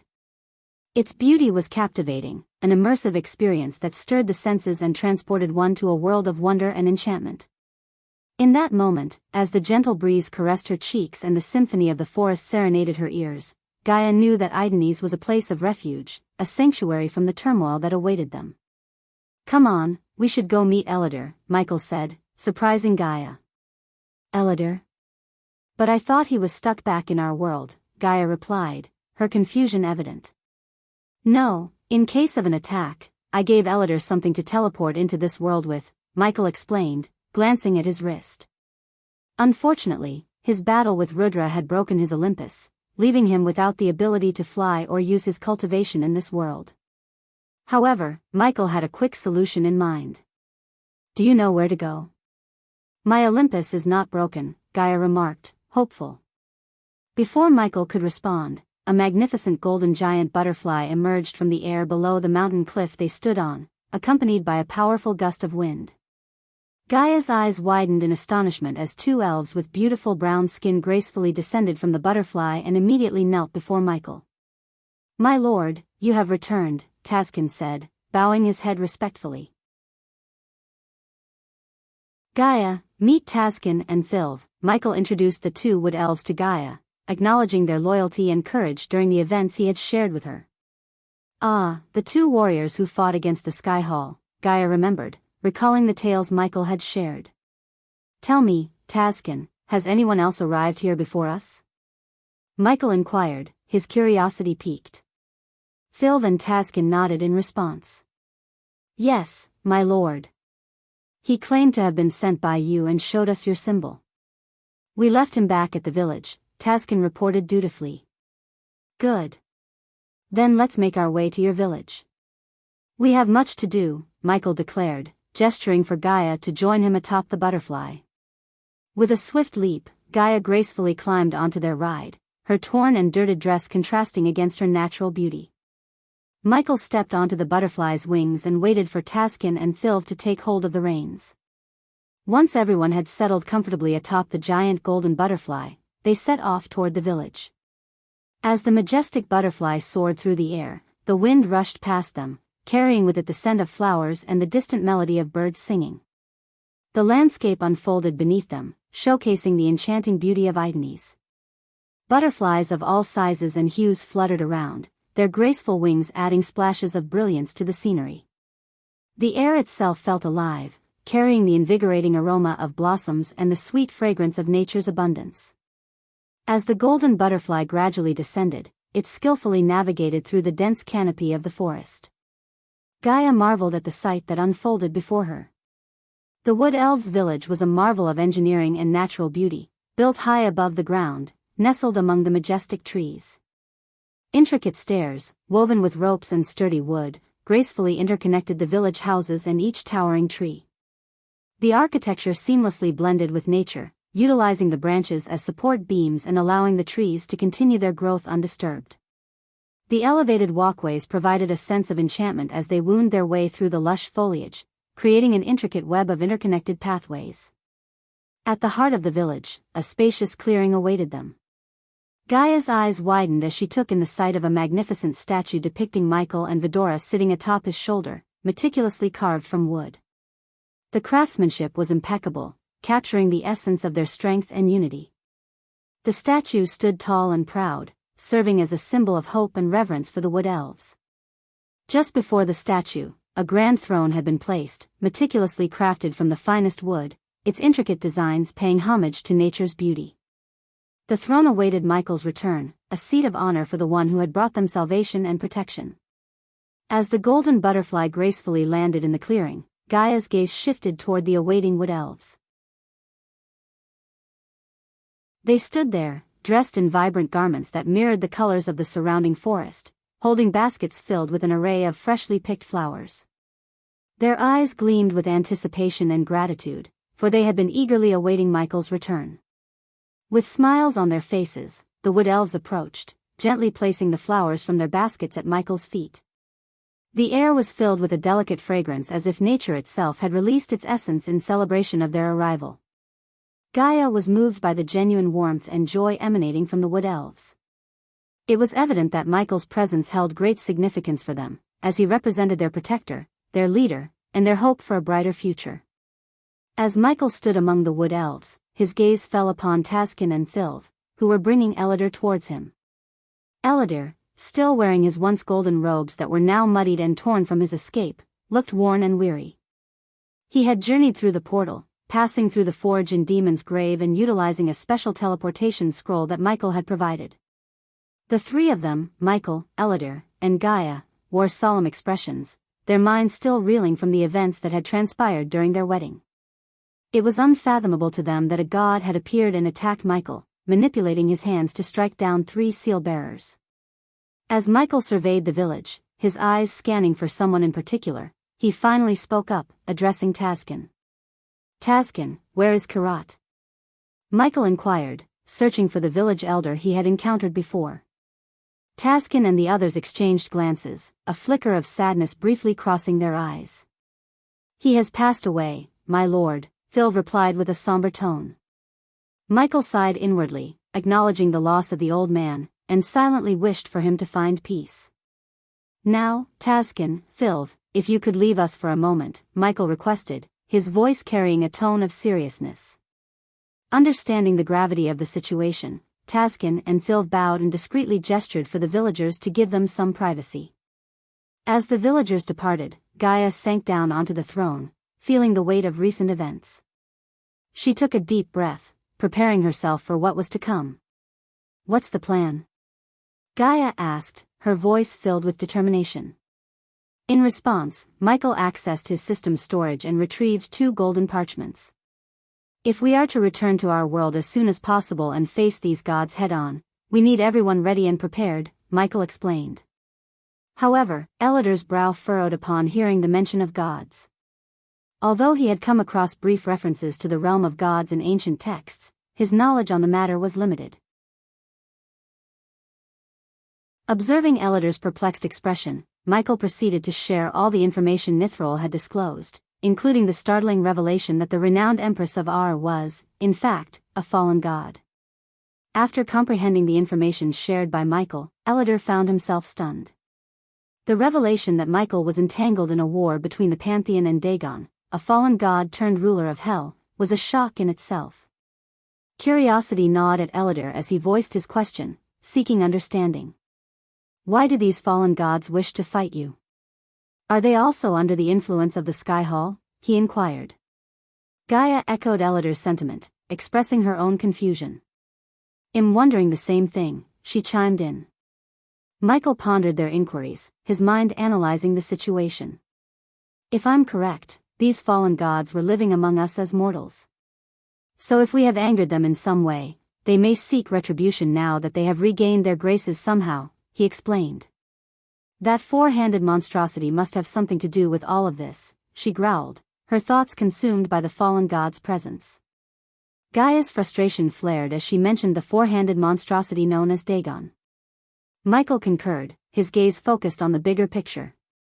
We still lack a clear understanding of these fallen gods and how to confront them. However, until I ascend to higher levels of godhood, our options will remain limited, he stated. Gaia rose from the throne, joining Michael's side. Her concern for his safety was evident as she spoke.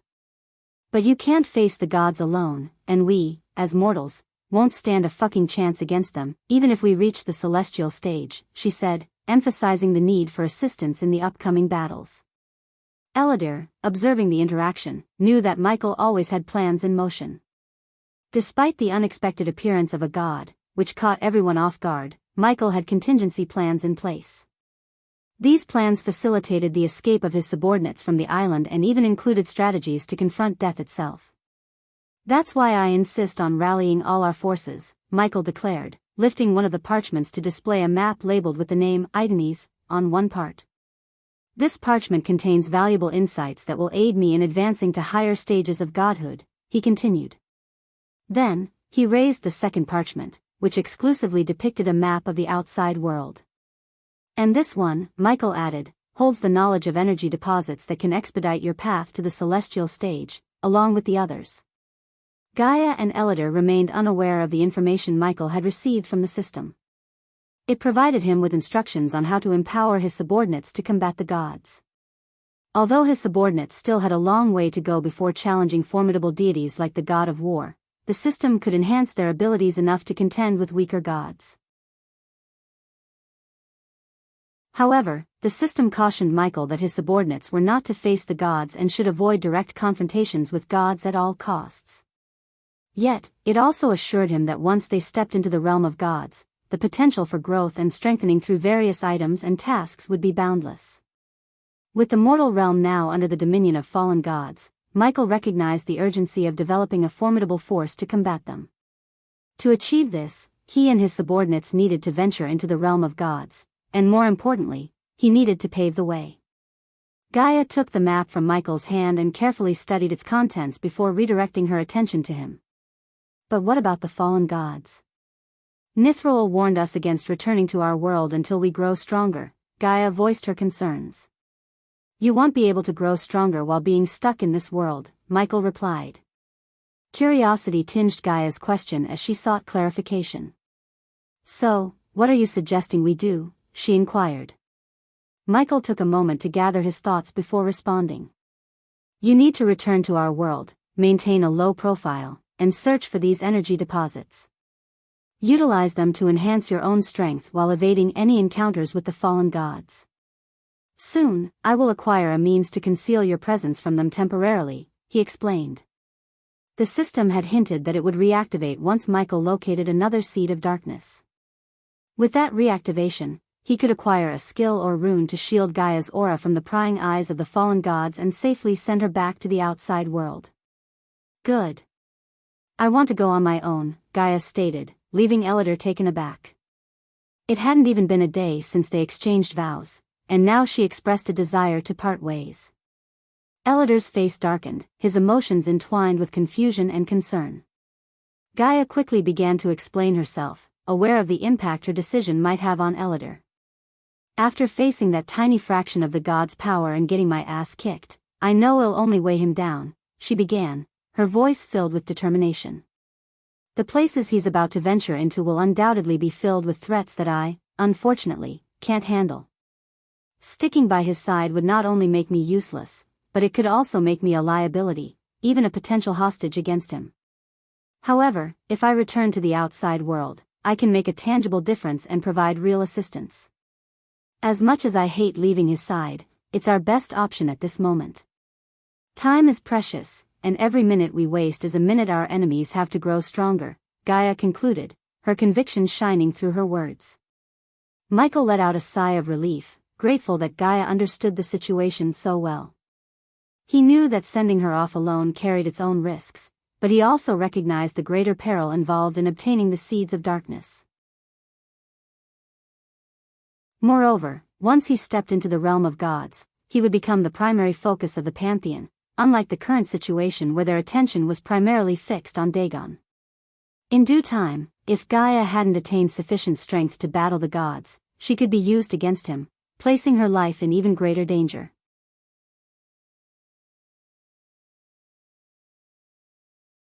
Chapter 996, Andor's plan has failed. In the midst of the unexpected turn of events, Michael saw an opportunity to transform the situation into something advantageous, as he had always done. After explaining his plan to Elidar and Gaia, he led them into an empty cabin where Elidar had been kept upon his arrival. As Gaia entered the dimly lit room, her eyes widened in shock and surprise at the sight that greeted her, two majestic suits of armor standing before her. "I had hoped to present this to you under different circumstances, but now you need it more than ever," Michael said, his voice steady and determined. Stepping closer to the armor he had specifically crafted for Gaia, Michael gently took her hand and guided it to rest upon the chest plate. The moment her hand made contact with the armor, she felt a faint vibration coursing through it. Gradually, the individual pieces of the armor began to shift and separate, creating an opening for Gaia to step inside. With a simple flick of her hand, Gaia's clothing transformed into sleek black robes, perfectly matching the armor. Stepping into the waiting armor, she felt a peculiar sensation as the pieces enveloped her, fitting snugly against her form. Gaia couldn't help but be amazed at how the armor seemed to meld seamlessly with her body, granting her an extraordinary sense of connection. With a mere thought, she commanded the armor to encompass her head, and in an instant, the helmet formed, concealing her face behind an imposing black skull visage.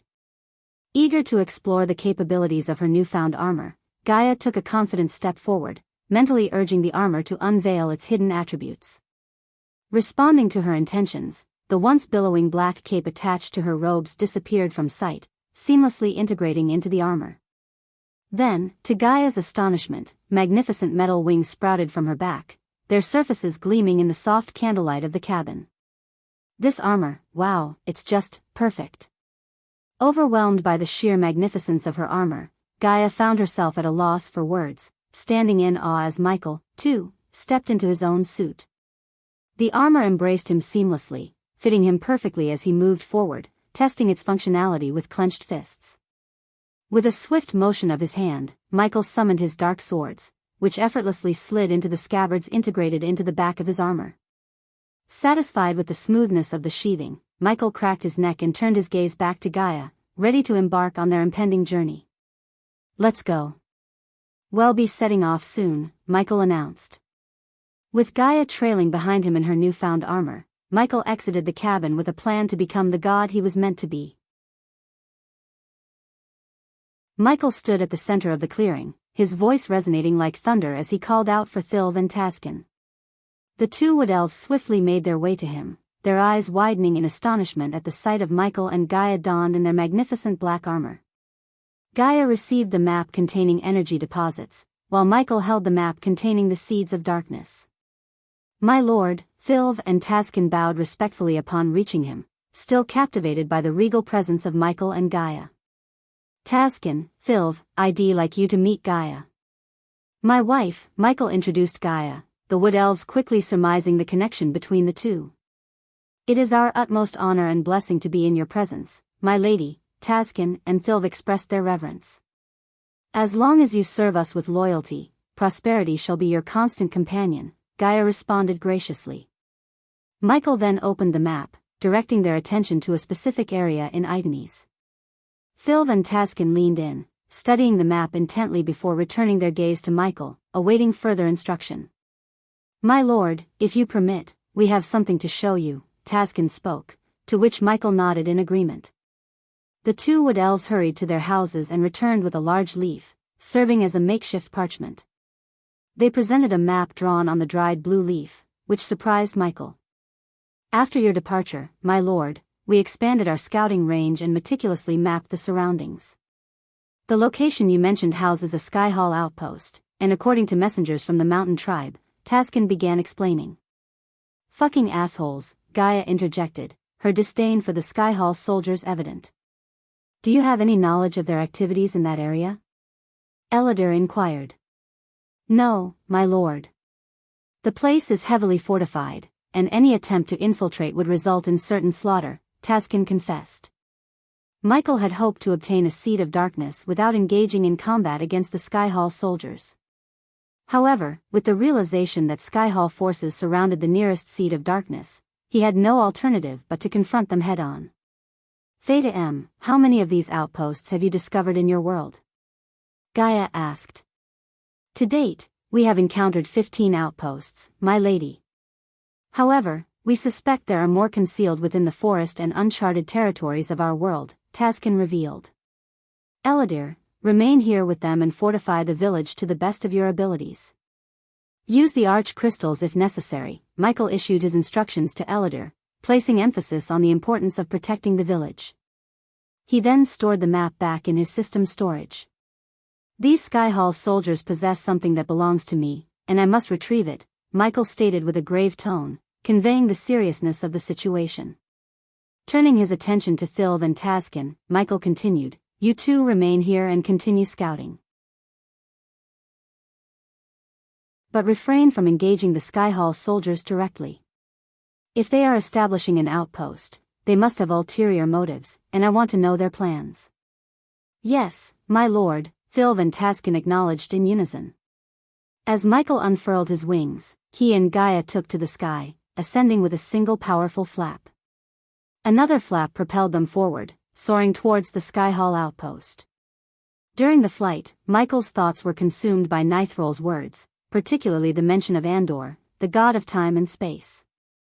It was apparent that Andor harbored a deep-seated grudge against Michael, likely due to the previous Dark Lord's grievous actions. Michael couldn't help but question why Andor had yet to launch a direct attack against him. Perhaps Andor had already struck, but Michael had failed to recognize it. The presence of the Shadow Force working against him further fueled his suspicion of Andor's involvement. Regardless, Michael understood the importance of familiarizing himself with the gods, especially Andor, as it was a vital first step towards defeating his adversaries. Back on Andor's castle, resting upon his throne in deep contemplation, a profound frown etched upon his face, Andor observed the events unfolding on the island where the god of darkness, his sworn enemy, had held his wedding, only to be interrupted by Rudra, the god of war, his another enemy. Damn it! Andor's hand struck the armrest of his throne in an outburst of anger. As he pondered the motives behind Rudra's actions, the ethereal form of Seraphine materialized before him, her appearance seemingly too coincidental to be unrelated to the events that had transpired. The air in the castle turned icy, and Andor's gaze grew colder, radiating a palpable sense of murderous intent. "What have you done, Seraphine?" Andor's voice reverberated throughout the castle walls, laced with a chilling disdain. "We have done what should have been done long ago, Andor. The barrier has weakened, allowing the Pantheon to send their armies to confront Dagon in his realm of hell, where he holds dominion." Andor's voice resonated with a frigid and merciless tone, tinged with bitter sarcasm and anger towards the Pantheon's perceived foolishness. "Your Skyhall army shall face the Hell Walkers in the realm in between, while the Pantheon's forces confront Dagon in hell. Although we had not anticipated Dagon unleashing the graces, it has inadvertently worked in our favor. With the aid of the fallen gods, we can crush the Hell Walkers and eradicate any remaining influence of the Dark Lord in the mortal realm," Seraphine explained. However, as the goddess of information, a sense of unease gnawed at her, for everything seemed unnaturally smooth and advantageous, raising suspicions deep within her. "And have you ever questioned why Dagon released the graces, despite knowing the consequences it would bring upon him?" Andor's voice grew colder still, his desire to remain seated upon his throne waning as he fought against the urge to obliterate everything in his sight. "Do you comprehend why I have not commanded my minions to gather all the seal-bearers and forced the Dark Lord to slay them? Did you truly believe that the Dark Lord had not considered the possibility of us amassing the seal-bearers, allowing his own reincarnation to eliminate them and shatter the barrier? Do you believe it to be that simple?" Seraphine offered no response as Andor pounded the throne once more before rising to his feet, his anger and frustration simmering beneath the surface. "Tell me, Serpahine, did you know Rudra was going to crash the wedding and make the Dark Lord kill the 3 seal-bearers on the same time? Andor's question hung in the air, punctuated by a heavy silence that enveloped them. After a brief moment, Seraphine nodded, confirming his suspicion. Yes, she responded softly. Then you doomed yourselves in the Pantheon. Andor's laughter echoed through the chamber, tinged with a mix of anger and frustration. What do you mean? Enough with the secrecy, Andor. If you possess additional knowledge regarding the barrier, you must share it with us, Seraphine growled, her own frustration boiling over from being kept in the dark by Andor. I remain secretive because I know that you and the rest of the Pantheon would only interfere with my plans. However, I never expected you to be so foolish as to seek the assistance of Rudra, a mindless brute, Andor shouted, his voice reverberating through the halls as the castle trembled beneath his fury.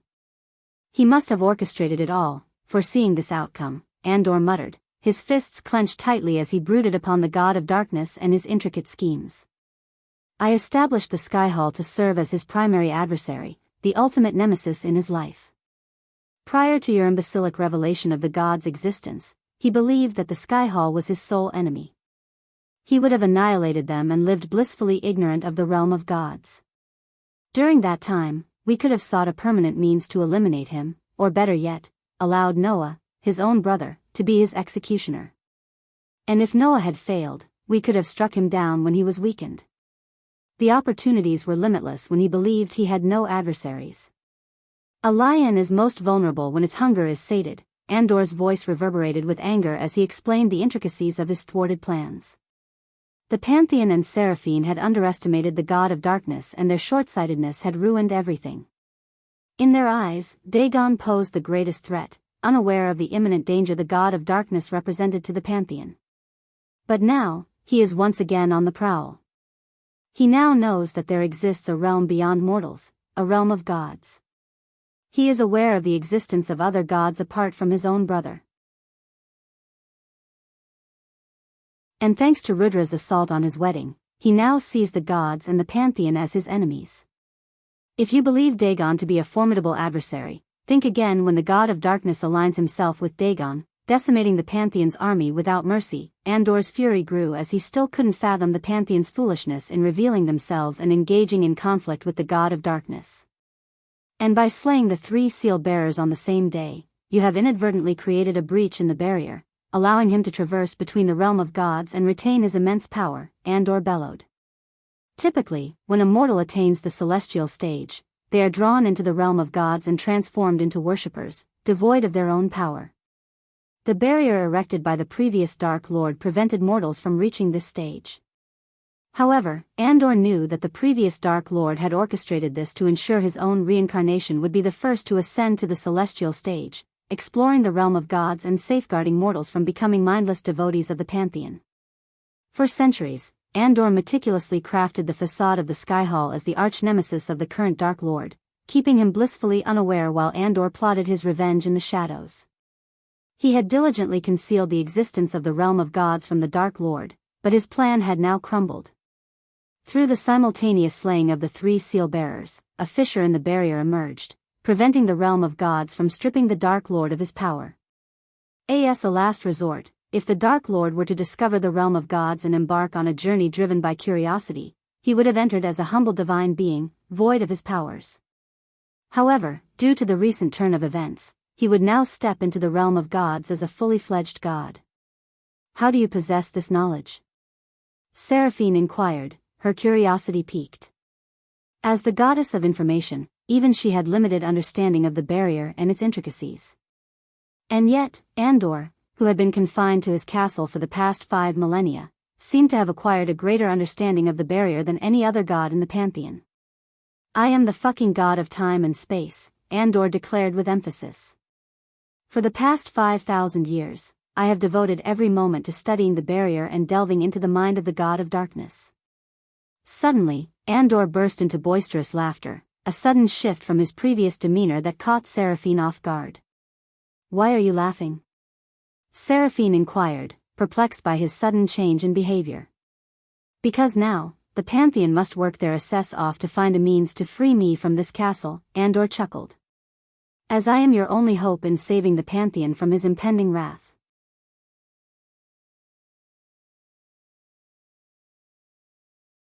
Chapter 997. Making Gods. After Andor's initial plan had failed due to the Pantheon's hasty decision-making and their limited knowledge of the God of Darkness' true threat, Andor had to resort to his backup plan. It was understandable that the Pantheon underestimated the God of Darkness, as they had witnessed firsthand the devastation caused by Dagon, unlike the God of Darkness who had reset the universe before engaging in a full-scale war against the Pantheon. However, as the God of Time and Space, Andor was well aware of the formidable power possessed by the God of Darkness. Back in Saelsis Castle, she entered a brightly illuminated hall, clutching 2 glass cubes in her hands. These cubes housed radiant orbs of light that emitted a pulsating, immense energy. Carrying the cubes, Selisi proceeded towards a set of glass tubes where Evan and Alara Valran lay submerged in a shimmering silver liquid. They were unconscious, connected to various small tubes that extended into their bodies. Outside the glass tubes, a control panel adorned with glowing runes had been constructed. A figure was busy adjusting the tubes and tinkering with the intricate mechanisms, gears, and bolts as Selisi approached Evan and Alara.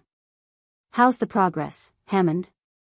Selisi inquired, her gaze fixed on the young man who had been working on the intricate mechanisms. Hammond stood up and turned around, his eyes immediately drawn to the 2 glass cubes in Saelsis' hands. He instinctively reached out towards the pulsating energy, but Selisi swiftly intervened, preventing him from touching the glass cubes. Hammond snapped out of his daze, appearing stunned.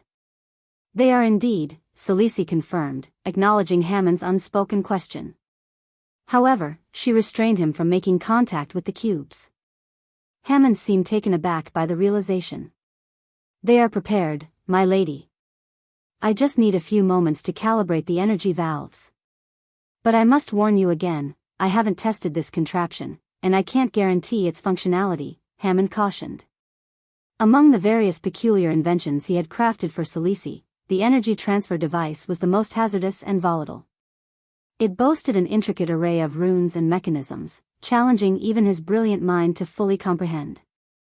"It will work, Hammond," Selisi asserted with unwavering confidence. The design of this contraption had been bestowed upon her by a god, and in her experience, the god had never faltered. However, Selisi opted to keep the existence of this deity concealed from her mortal followers. Acknowledging Saelsis' assurance, Hammond cautiously extended his trembling hands. Finally, Selisi handed him the glass cubes containing 2 graces, one for Evan and another for Alara. Since these graces did not originally belong to Evan and Alara, who were mere mortals, Selisi understood that time and the proper utilization of the contraption were essential for the graces to settle within their mortal vessels. With the Dark Lord banished from the mortal realm, Selisi knew she had all the time necessary to execute her plan. Hammond carefully positioned the 2 glass cubes, each containing a grace, into the hollow spaces on the dashboard adjacent to the tubes where Alara and Evan were submerged. As he gently released his grip, a mesmerizing phenomenon unfolded before their eyes. The contraption, with its intricate mechanisms and glowing runes, seemed to come alive as it eagerly embraced the presence of the graces. With a soft whir, the contraption activated, and the hollow spaces magnetically drew in the glass cubes. The valves on the contraption's surface lit up in a symphony of vibrant colors, resembling a celestial dance. Liquids of various hues and viscosities gracefully flowed through the interconnected tubes, converging into the heart of the contraption.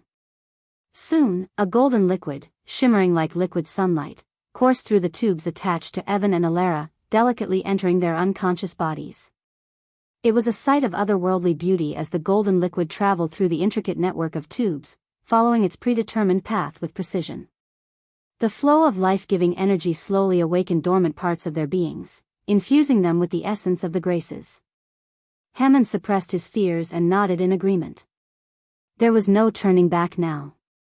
The fate of Evan, Alara, and their realm rested in the delicate balance of the contraption's intricate dance. The contraption itself seemed alive with energy, flickering and humming in synchrony with the life force coursing through its veins. Sparks danced around the intricate machinery, casting an ethereal glow in the room. It was a testament to the raw power harnessed within the contraption, a fusion of mortal ingenuity and divine guidance. Hammond, witnessing the extraordinary display before him, couldn't help but feel a twinge of apprehension. The sheer complexity and untested nature of the contraption raised concerns within him, questioning whether they should proceed. He hesitated, his gaze shifting between the flickering contraption and Celice, who stood nearby. "Perhaps we should reconsider, my lady," Hammond finally voiced his concerns, his voice tinged with worry. "This contraption is untested, and the risks," Celice, however, exuded an unwavering calmness and confidence. She understood the magnitude of their endeavor and the consequences of failure. With a serene expression, she interrupted Hammond's doubts. "Hammond, we have come too far to turn back now. Trust in the design bestowed upon us. The Graces must find their rightful vessels, and this is our only chance to ensure the salvation of our realm," Celice responded, her voice resolute and filled with conviction. As Celice observed the graceful integration of the Graces into Evan and Alara, her mind drifted back to her humble origins in the realm of gods. In those days, the belief was that gods were born, not created. However, with the success of this contraption, she realized she held the power to transform any mortal into a god who would serve under her command. It was a moment of triumphant realization, making her feel like a true mastermind orchestrating the destiny of others. Yet, she couldn't ignore the pressing need to protect this contraption from the clutches of the Dark Lord. If he were to discover its existence, there would be no limit to his ability to elevate his already powerful and devoted followers into gods. Celice understood the urgency of safeguarding this knowledge and technology, vowing to do whatever it took to keep it hidden from the Dark Lord's reach. However, Celice and Andor remained oblivious to the true depth of the previous Dark Lord's cunning and the intricate nature of his grand schemes. Little did they know that his plan to unleash the Graces through Dagon's actions was just the beginning, a carefully calculated move designed to set in motion a series of events that would forever alter the course of their lives. As the Graces were released, it seemed as if everything was going according to plan for those who opposed the Dark Lord. They believed it to be a stroke of fortune in their favor. However, unbeknownst to them, this was all part of the Dark Lord's master plan, a carefully crafted web of manipulation that would lead to his ultimate triumph. Now, a new player had emerged onto the stage, the current Michael. He possessed plans that surpassed even those of the previous Dark Lord. With unwavering determination, Michael set his sights on achieving unparalleled power, vying to become the most formidable god ever known. His ambitions soared higher than any before him, fueling his relentless pursuit of dominance. Celice and Andor, engrossed in their own endeavors, were unaware of the intricate tapestry woven by the previous Dark Lord. Little did they suspect the magnitude of the challenges that lay ahead or the cunning brilliance of the mastermind orchestrating it all. As the radiant golden grace gradually permeated the bodies of Evan and Alara, an intense tremor engulfed them within the glass tubes. Violent quivering shook their forms, causing an eruption of sparks from the contraption and flickering lights that danced around the room. Unforeseen gusts of wind materialized, creating a miniature storm that whipped through the hall. Hammond's voice rose in panic amidst the chaos. "My lady, this isn't going well, they might perish," Hammond exclaimed, shielding his face from the fiery sparks with a trembling hand. While Hammond recoiled from the powerful gusts, Celice stood firm, unaffected by the forceful winds, her eyes fixed upon the Grace's ethereal progression into Evan and Alara. Unlike Hammond, she sensed the immense power radiating from within them, a testament to the Grace's successful integration. "Hammond, we are not simply baking cookies," Celice replied calmly, her voice cutting through the tempestuous air. "We are making gods." A slight tremor and tempestuous storm are to be anticipated in such extraordinary endeavors. As the hall continued to tremble with increasing violence, a sudden darkness shrouded the space, enveloping it in an eerie stillness. Yet, amidst the obscurity, a soft golden glow emanated from the bodies of Alara and Evan. It gradually intensified, piercing through the darkness like a beacon of celestial light. In that radiant illumination, their eyes slowly opened, revealing an otherworldly azure hue that seemed to emit its own luminosity. The harmonious resonance of a gentle hum reverberated from their bodies, resonating through the chamber. It was a sound that whispered of newfound power and divinity. Then, as if guided by an invisible force, the glass tubes that had contained them shattered into countless shards. Alara and Evan, now transformed into gods, hovered effortlessly in the air, liberated from the confines of mortal restraints. With a serene and commanding presence, they advanced forward, their movements grace personified. The hall, which had once trembled with chaos, now stood in awe of their ethereal forms. The atmosphere was charged with anticipation as the pantheon witnessed the birth of two new deities, their very existence altering the course of destiny. A few moments later, the chandeliers flickered back to life, bathing the room in their warm glow. The hall gradually returned to its familiar state, but Hammond's eyes remained widened with astonishment. He didn't even notice the tiny cuts on his face, the remnants of the shattered glass tube that had grazed him. All of his attention was fixed on Evan and Alara, who had gently descended to the ground, their newfound power palpable in the air. Celice turned to them, her gaze filled with curiosity and satisfaction. "How do you two feel?" she asked, eager to hear their impressions. Evan, still trying to make sense of the transformation he had undergone, voiced his confusion. "What is this power?" he inquired. His memories were hazy, recalling Sales's promise of granting him new abilities and urging him to step into the tube filled with shimmering liquid. After entering the tube, darkness had swallowed him, and his consciousness faded away. Now, as he awakened, he felt a profound change coursing through his being, a power unlike anything he had ever experienced before. While Evan sought answers from Celice, Hammond discreetly observed their cultivation levels, hoping to gauge the extent of their newfound abilities. Yet, to his shock, the power radiating from them defied all comprehension. The energy that enveloped Evan and Alara surpassed any mortal cultivation he had ever witnessed. The graces infused within their bodies had shattered the limitations of mortal potential, propelling them into the realm of fledgling gods. Although they had yet to unlock the depths of their inner powers like the enigmatic Dark Lord, given time and Sales's guidance, they possessed the potential to become the very gods that Celice had envisioned. "You both should rest now. You've been through a lot, and we have much to accomplish," Celice advised, concern evident in her voice.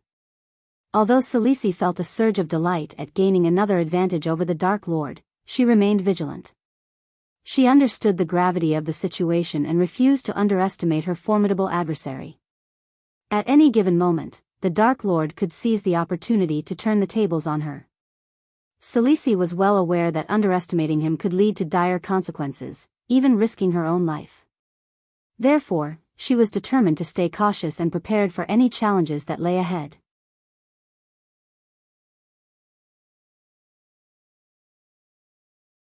Chapter 998, Seed of Darkness. Back on Idanes, Michael and Gaia soared through the expansive blue sky, their wings carrying them gracefully above the lush and vibrant forest below. Despite the breathtaking scenery surrounding them, Michael remained lost in his own thoughts, his mind consumed by plans and strategies to confront the gods. Not a word escaped his lips as he delved deeper into his contemplations, focused on the daunting task that lay ahead. After flying for nearly 3 hours, a majestic mountain came into view on the horizon. Its towering peak seemed to kiss the heavens, casting shadows over the land below. As Michael and Gaia drew closer, they noticed the presence of an outpost nestled upon the mountain's rugged slopes. The Skyhall soldiers had established this formidable fortress, complete with towering structures, imposing metal gates, and vigilant soldiers clad in gleaming armor patrolling its premises. As Michael and Gaia approached the outpost, the aftermath of its establishment became apparent. The once vibrant and flourishing forests surrounding the outpost had been mercilessly destroyed, reduced to a desolate expanse of ashen ground. The stark contrast between the lifeless, charred earth and the edge of the forest, still adorned with its array of colors, was a sobering sight. Even from above, Michael and Gaia could feel the residual heat radiating from the scorched ground. The flames set by the Skyhall soldiers to clear the area and secure their outpost had left an indelible mark on the landscape. The scent of smoke lingered in the air, a reminder of the destruction that had taken place. As Michael and Gaia hovered in the sky, Michael's piercing gaze fixated on the outpost sprawled before him. The outpost resembled a formidable fortress, strategically positioned at the base of the tall mountain.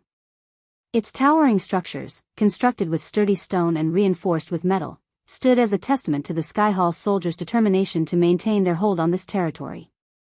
From his vantage point, Michael discerned the complex layout of the outpost. The main entrance, guarded by a pair of massive metal gates, served as the primary access point. The gates were flanked by watchtowers, providing an elevated view of the surroundings.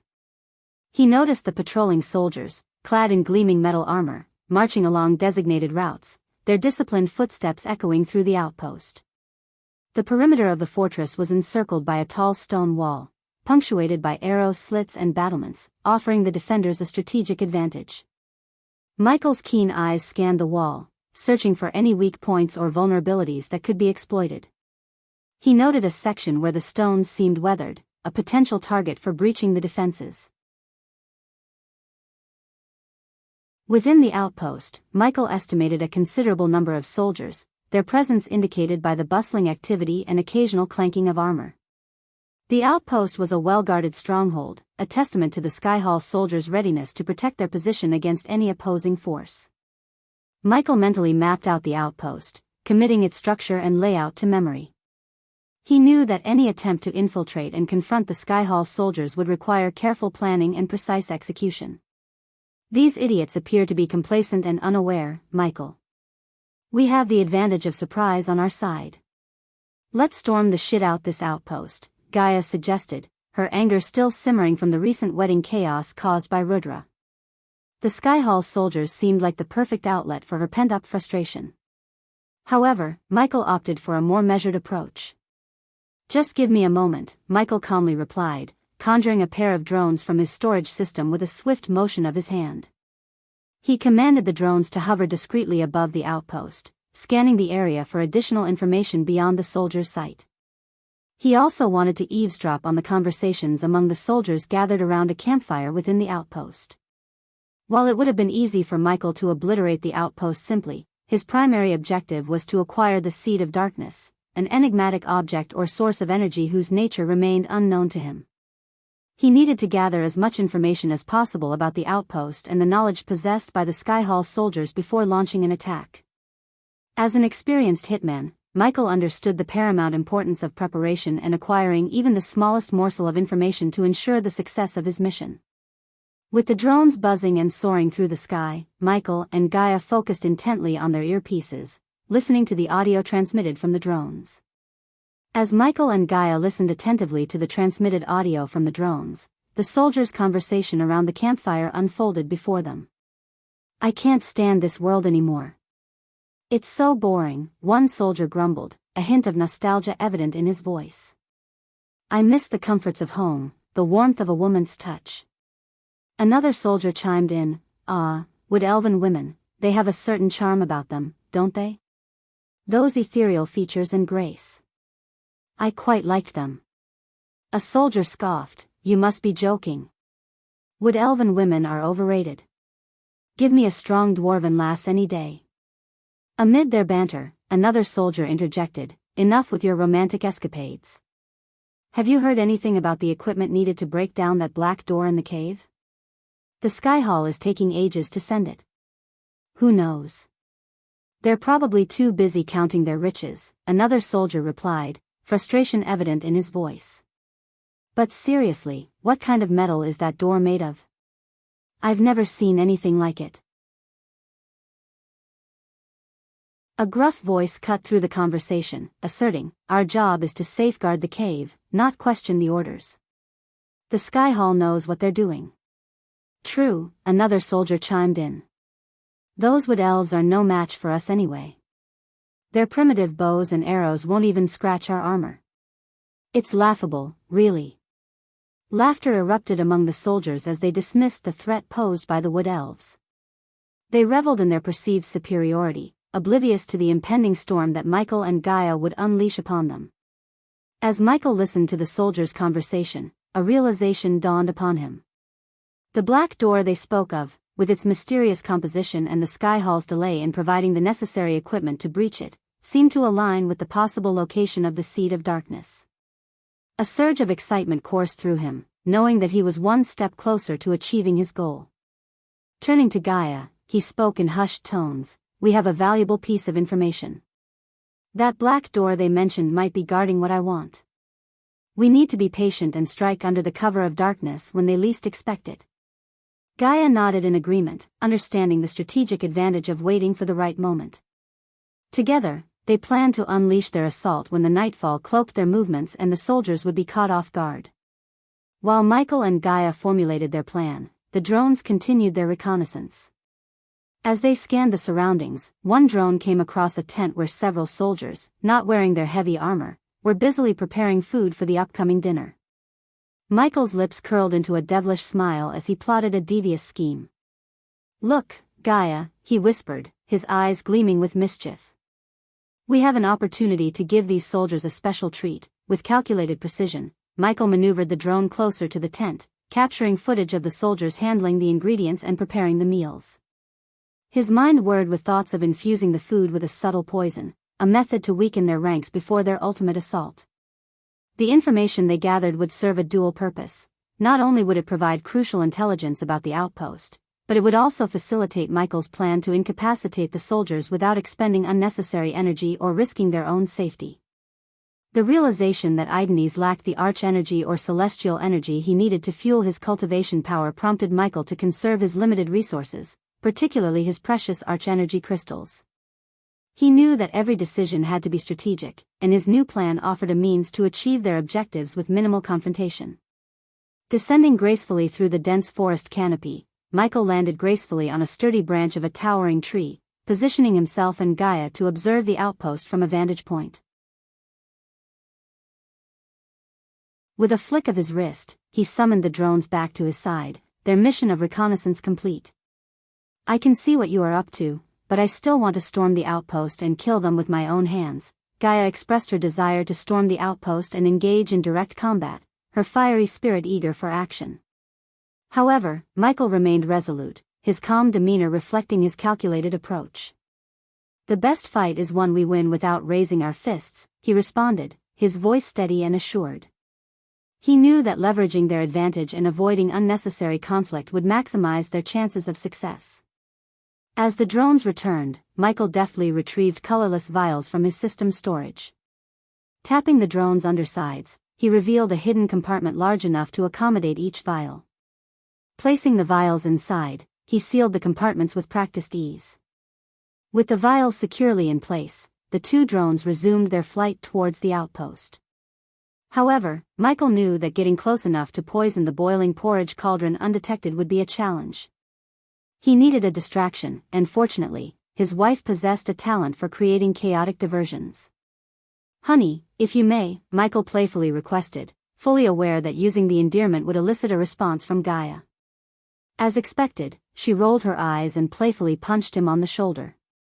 Even in the midst of their mission, Michael took joy in teasing her and making her angry. "That sounds so cringe, I want to throw up," Gaia quipped, summoning her long bow into her hand with a swift motion. Knocking an explosive arrow onto her bowstring, she took aim at a tent situated a distance away from the food preparation area. Her intention was to create an explosion that would draw the attention of the soldiers, prompting them to rush outside to investigate. With a steadying breath, Gaia focused her aim and released the arrow. The explosive projectile soared through the air, covering a distance of at least 400 meters before finding its mark on the targeted tent. In an instant, the arrow detonated with a resounding blast, unleashing chaos within the outpost's confines. The sudden explosion jolted the soldiers inside the food preparation tent, startling them from their tasks. They hurriedly abandoned their work, rushing outside to assess the situation. The commotion spread like wildfire, causing a ripple of shock and tension among the other soldiers stationed within the outpost. "What the hell was that?" exclaimed a burly soldier with a thick beard, his eyes scanning the surroundings for any signs of danger. "I don't know, but we need to find out," responded a wiry soldier, gripping his spear tightly as he joined the others in investigating the source of the explosion. As the soldiers anxiously dispersed, their attention fixated on the aftermath of the blast, Michael seized the opportunity. Swiftly maneuvering the drones, he expertly controlled their movements, guiding them toward the various food stations scattered around the outpost. With each drone equipped to spray the poison from the concealed vials, Michael directed them to contaminate every dish, including the large cauldron of porridge bubbling over an open flame. "Let's make sure they all get a taste of our little surprise," Michael muttered, his voice filled with devious satisfaction. The drones moved swiftly and efficiently, their poison-laden sprays coating the meals, unseen by the soldiers preoccupied with the explosion. Just as quickly as they had arrived, the drones retreated into the sky, disappearing from sight before anyone could spot them. From their vantage point in the trees, Michael and Gaia observed the chaos unfolding within the outpost, the soldiers now oblivious to the impending threat lurking within their food. Michael's lips curled into a satisfied smirk, knowing that their plan was well underway. "They won't even know what hit them," he whispered to Gaia, his voice laced with a mix of anticipation and triumph. When the darkness covered the world and night fell, Michael and Gaia soared through the air toward the outpost. As they descended upon the scene, a horrifying sight greeted their eyes.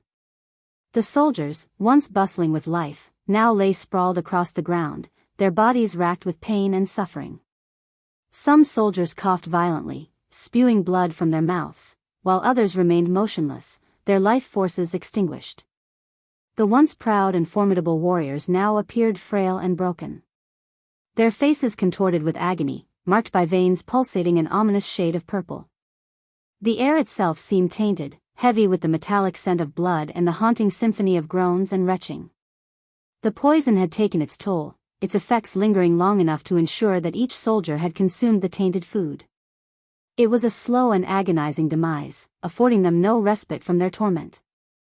Their groans echoed through the night, accompanied by the haunting symphony of coughs and the sickening splatter of blood. Theta M. Michael and Gaia observed the grim aftermath, their expressions a mix of morbid fascination and detachment. The scene before them was a testament to their meticulous planning, a reminder of the lengths they were willing to go to achieve their goal. "They got what they deserve," Michael muttered, his voice barely audible over the cacophony of suffering. As the night stretched on, the groans grew fainter, replaced by an eerie silence. The last vestiges of life slipped away, leaving only the stillness of death in its wake. The once bustling outpost now stood as a grim testament to their victory, a reminder of the power they wielded. Michael's gaze shifted towards the gaping maw of a nearby cave, a foreboding darkness that beckoned to him. He could sense that within its depths lay the answers he sought, the black door and the seed of darkness. Determination burned within him as he took a step closer, ready to embark on the next phase of his perilous journey.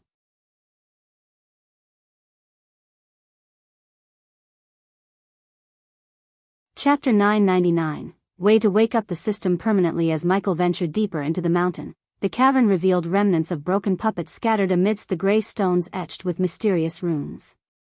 The sight of these fragments evoked memories of golems in Gaia's mind, prompting her to maintain a vigilant and silent demeanor. Illuminating their path, two beams of bright light emitted from the intricately engraved skull adorning their chest armor. With each step, Michael observed the telltale signs of a fierce struggle, evidenced by shattered stone pieces and bloodstains splattered across the walls. It was clear that the Skyhall soldiers had encountered a formidable defense protecting the coveted seed of darkness. Finally reaching the end of the cave, Michael confronted a foreboding black metal gate. Strewn before it were various discarded tools and equipment, remnants of the Skyhall soldiers' relentless attempts to breach the door's formidable barrier. Among the scattered remnants stood a formidable siege machine, a testament to their desperate efforts. Intrigued, Michael approached the gate, his hand instinctively reaching out to touch its cold, impenetrable surface. Gaia, running her fingers along the door, murmured in awe, "This metal, it feels the same as your dark swords." Michael nodded, acknowledging the similarities. "It does bear resemblance, but it is not the same," he replied. Although the door appeared to be crafted from a similar material to his dark swords, Michael discerned its inherent weakness in comparison. To others, particularly the Skyhall soldiers, this metal seemed impenetrable. And it was precisely because of this impenetrability that the soldiers had been thwarted in their attempts to breach its formidable barrier. Michael couldn't help but feel a sense of satisfaction at the door's resilience, knowing it had safeguarded what lay beyond from falling into the wrong hands. In a bold move, Michael unleashed a powerful punch upon the unyielding door, causing the cave to tremble and the very foundations to quake. "That is not a good idea," Gaia, witnessing the impact, voiced her concern, cautioning him about the potential repercussions. Nodding in agreement, Michael glanced back at her and issued a warning. "Step back. Things are about to heat up," he advised, his eyes ablaze with determination. With a swift motion, he conjured a searing ball of dark flames, its malevolent glow casting an eerie light upon the surroundings. Directing the stream of intense heat towards the door, the dark flames made contact with the once impervious metal surface, causing previously unseen runes to ignite with a vibrant glow. Gradually, the dark flames began their relentless assault, causing the metal door to slowly yield and warp like molten wax beneath the scorching onslaught. With each passing moment, the door succumbed to the irresistible force of the dark flames, gradually dissolving away to reveal the hidden sanctum concealed within. As Michael and Gaia stepped into the inner sanctum, they were greeted by a sight that left them awestruck.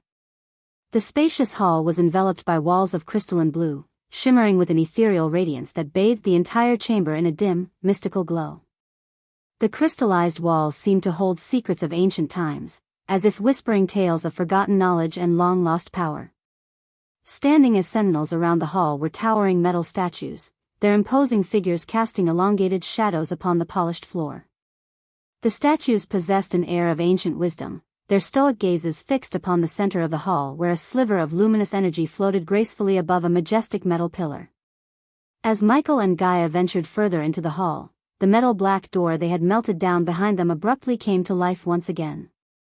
The door, seemingly rejuvenated by an unseen force, closed with a resounding thud, sealing off their entry and shrouding the sanctum in an atmosphere of mystery and isolation. The atmosphere in the inner sanctum was heavy with an ancient presence as if the very air held the essence of bygone eras. Gaia's eyes widened in awe and intrigue as she took in the sight before her. She had traversed many enigmatic ancient locations in her lifetime, but this hall possessed an indescribable quality that set it apart.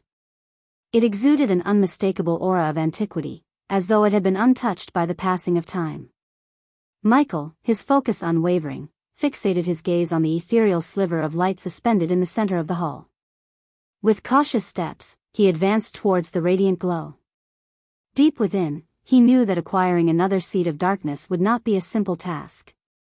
The system had revealed that he required one more seed to ascend to the next level of his godhood, and he understood the magnitude of the challenges that lay ahead.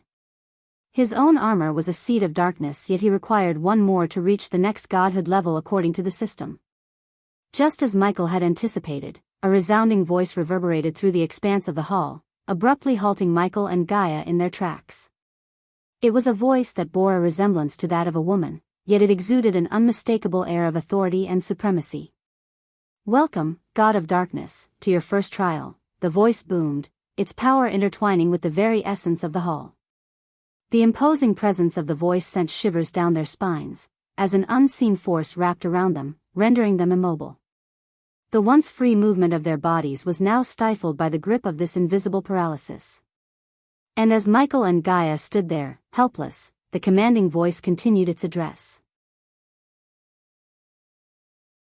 "Speed, dear God of Darkness, is a formidable power that transcends mortal limitations," the ancient voice proclaimed with an air of wisdom.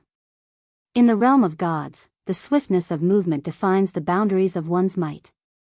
Your mortal speed, though impressive by mortal standards, is as sluggish as a turtle compared to even the most leisurely of gods." Michael and Gaia listened intently, their bodies held captive by the unseen force that bound them. They could only absorb the words of the voice, unable to react or respond. "Before you may claim the coveted seed of darkness," the voice continued, "you must prove yourself worthy by overcoming a trial that will test the very essence of your speed. Within this ancient hall lies a path fraught with challenges designed to push your limits and unlock the swiftness hidden within you. Only then shall you be deemed deserving of the seed that holds the power of darkness." The words of the ancient voice echoed in Michael's mind, leaving him with a lingering sense of uncertainty. Why was this trial necessary now, when he had obtained the dark flames without such an ordeal? He pondered the purpose behind this test of speed and its connection to acquiring the seed of darkness. The system remained dormant, unable to provide the answers he sought. Michael could only hope that once the system awakened, it would reveal the number of seeds required to awaken its power fully. The words of the ancient voice echoed in Michael's mind, leaving him with a lingering sense of uncertainty. Why was this trial necessary now, when he had obtained the dark flames without such an ordeal? He pondered the purpose behind this test of speed and its connection to acquiring the seed of darkness. The system remained dormant, unable to provide the answers he sought. Michael could only hope that once the system awakened, it would reveal the number of seeds required to fully awaken its power. As the echoes of the ancient voice faded, the oppressive force that had held Michael captive dissipated, granting him the freedom to move. However, Gaia remained ensnared, still trapped by the invisible grasp of the unseen power. Michael's concern for her was abruptly interrupted by a chilling rustling sound that sent a shiver down his spine. Reacting with lightning reflexes, Michael instinctively leaned back, his body contorting as an arrow whizzed past him, missing his face by a mere hair's breadth. The arrow buried itself deep into the wall, its presence a stark reminder of the dangers that lurked within the shadowy recesses of the hull. With his senses heightened, Michael scanned the surroundings, his eyes darting from one corner to another, searching for the source of the arrow and the potential threats that lay hidden within the ancient sanctum. As Michael activated his environmental scanning map, he was alarmed to detect hostile entities lurking in the vicinity. Though invisible to his eyes, he could sense their presence through the rustling sounds and the powerful gusts of wind swirling around him. His heightened senses became his guiding compass as he focused on sound and instinct. Drawing his gleaming swords from their sheaths, Michael closed his eyes, relying solely on his sharpened senses. In a swift motion, he unfurled his metal wings, their magnificent expanse shimmering in the dim light of the hull. The clash of metal against wood reverberated through the air as an ephemeral figure, crafted from the very essence of nature, materialized beside him before vanishing into thin air. A voice, both enigmatic and commanding, broke the silence. If you are to face the pantheon, the first god they shall unleash upon you is lightning, the god of speed. With frustration brewing within him, Michael's voice rang out, filled with determination and curiosity. Who the fuck are you? His query hung in the air, unanswered, as a new threat materialized. Reacting swiftly, Michael took cover behind his protective metal wings, the glimmering surface shielding him from an imminent attack. This time, he managed to catch a glimpse of the assailants, peculiar wooden puppets, whose blinding speed rendered them virtually invisible. Who or what I am doesn't concern you, God of Darkness. Instead, focus on the formidable challenge before you. The puppets you currently face are mere fragments of lightning's power. Imagine the magnitude of his true form. You must grow stronger and faster, for this trial marks the beginning of your preparation for the impending battle against the gods. With each relentless strike from the invisible puppets, Michael's wings emitted sparks, bearing witness to the ferocity of their assault. Enough. But in a moment of fierce determination, Michael bellowed, commanding their onslaught to cease. Unleashing the full power of his wings, he sent the wooden puppets hurtling through the air, their hold broken. The hall plunged into an even deeper darkness as Michael invoked the death range, its ominous aura enveloping him. Dark flames swirled around him, serving as an impenetrable shield. Sensing another puppet approaching from behind, he conjured the Silene spell, causing time to slow within a meter radius. To his surprise, even within the slowed-down zone, the wooden puppet moved with disorienting speed. Undeterred, Michael swiftly swung his sword at the precise moment, cleaving the puppet in two with a decisive stroke. After Michael cleaved through the first puppet, he focused his gaze on their cultivation stage. As he had anticipated, the puppets emitted a similar energy radiation to that of Rudra. Yet, the intensity of their radiance paled in comparison to the orc possessed by Rudra's sliver of grace. In a flurry of motion, the remaining puppets launched themselves at Michael, their movements invisible to Gaia's eyes. From her perspective, it seemed as though Michael was slashing his swords through empty air, leaving her both amazed and perplexed. As the puppets attacked Michael with astonishing speed, their wooden blades sliced through the air, aiming for his vulnerable spots. Some managed to make contact, their sharp edges grazing his body, but Michael's armor protected him from any serious harm. The metallic plates absorbed the impact, leaving only minor scratches in their wake. Unfazed by the assault, Michael retaliated with a display of his own formidable powers. With a swift motion of his swords, lightning bolts crackled and surged forth from their tips, striking the puppets with electrifying force. The bolts of electricity coursed through their wooden bodies, causing them to convulse and malfunction. Simultaneously, Michael invoked the Silene spell once again, creating a localized distortion of time within his immediate vicinity. The slowed-down world granted him enhanced perception, enabling him to dodge the lightning-fast attacks of the remaining puppets with deft precision. His eyes, shining with a dark energy, emitted beams that pierced through the air, disintegrating the puppets in their path.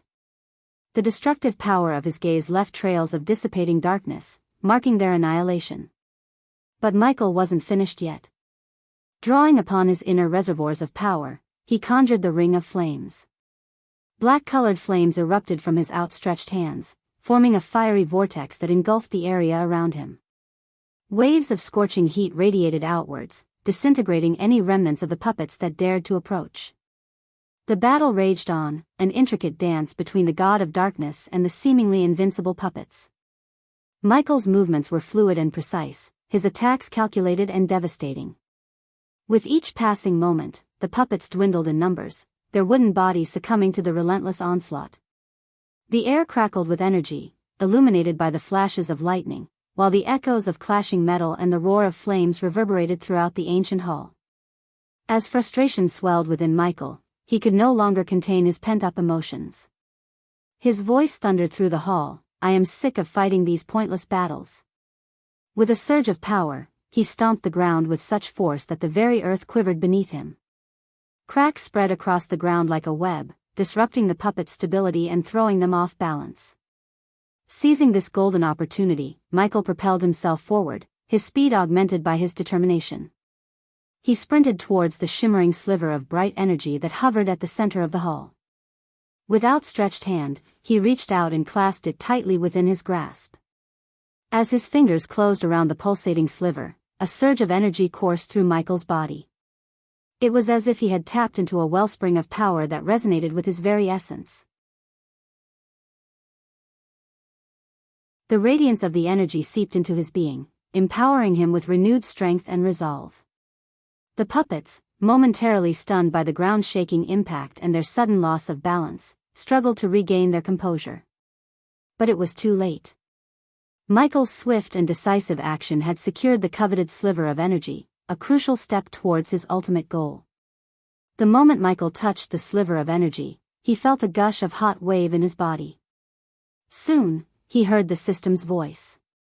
Absorbing lightning sliver of grace, absorbing energy, converting the grace energy into experience points converted 200,000, experience points converted 600,000.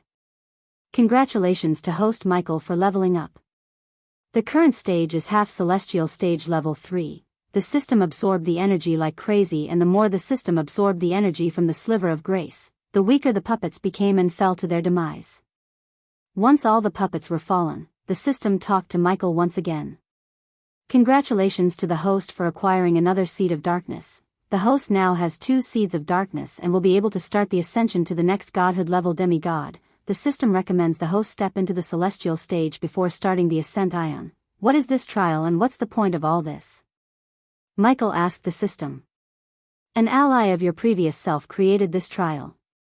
Unfortunately, this ally was madly in love with your previous self, so she made the trial easy. The system can sense her presence. What the? Michael was taken aback by surprise and instinctively looked around. Is she watching me right now? And who is she? Michael asked the system. The system can sense her presence. Your previous self used her to make this trial easier for you to level up faster. But the upcoming trials won't be as easy as this. To reach the 3rd stage of your godhood, you are required to acquire 3 seeds of darkness. Before Michael could ask more about this unknown ally who was in mad love with the previous Dark Lord, the system changed the topic. When will you come out of offline permanently? The host needs to acquire 1 more seed of darkness to enable the system to harvest experience points in offline mode. Once the host reaches the celestial stage, the system will come out of offline permanently and will not go offline again. 1 more chapter and we will reach 1000 chapter mark. Thank you my wonderful readers for keep supporting me. Sorry, this chapter got dragged on as this chapter flesh out the details for the future chapters. This is the filler chapter for the next arc, and the next arc will have so much actions and a fast-paced story.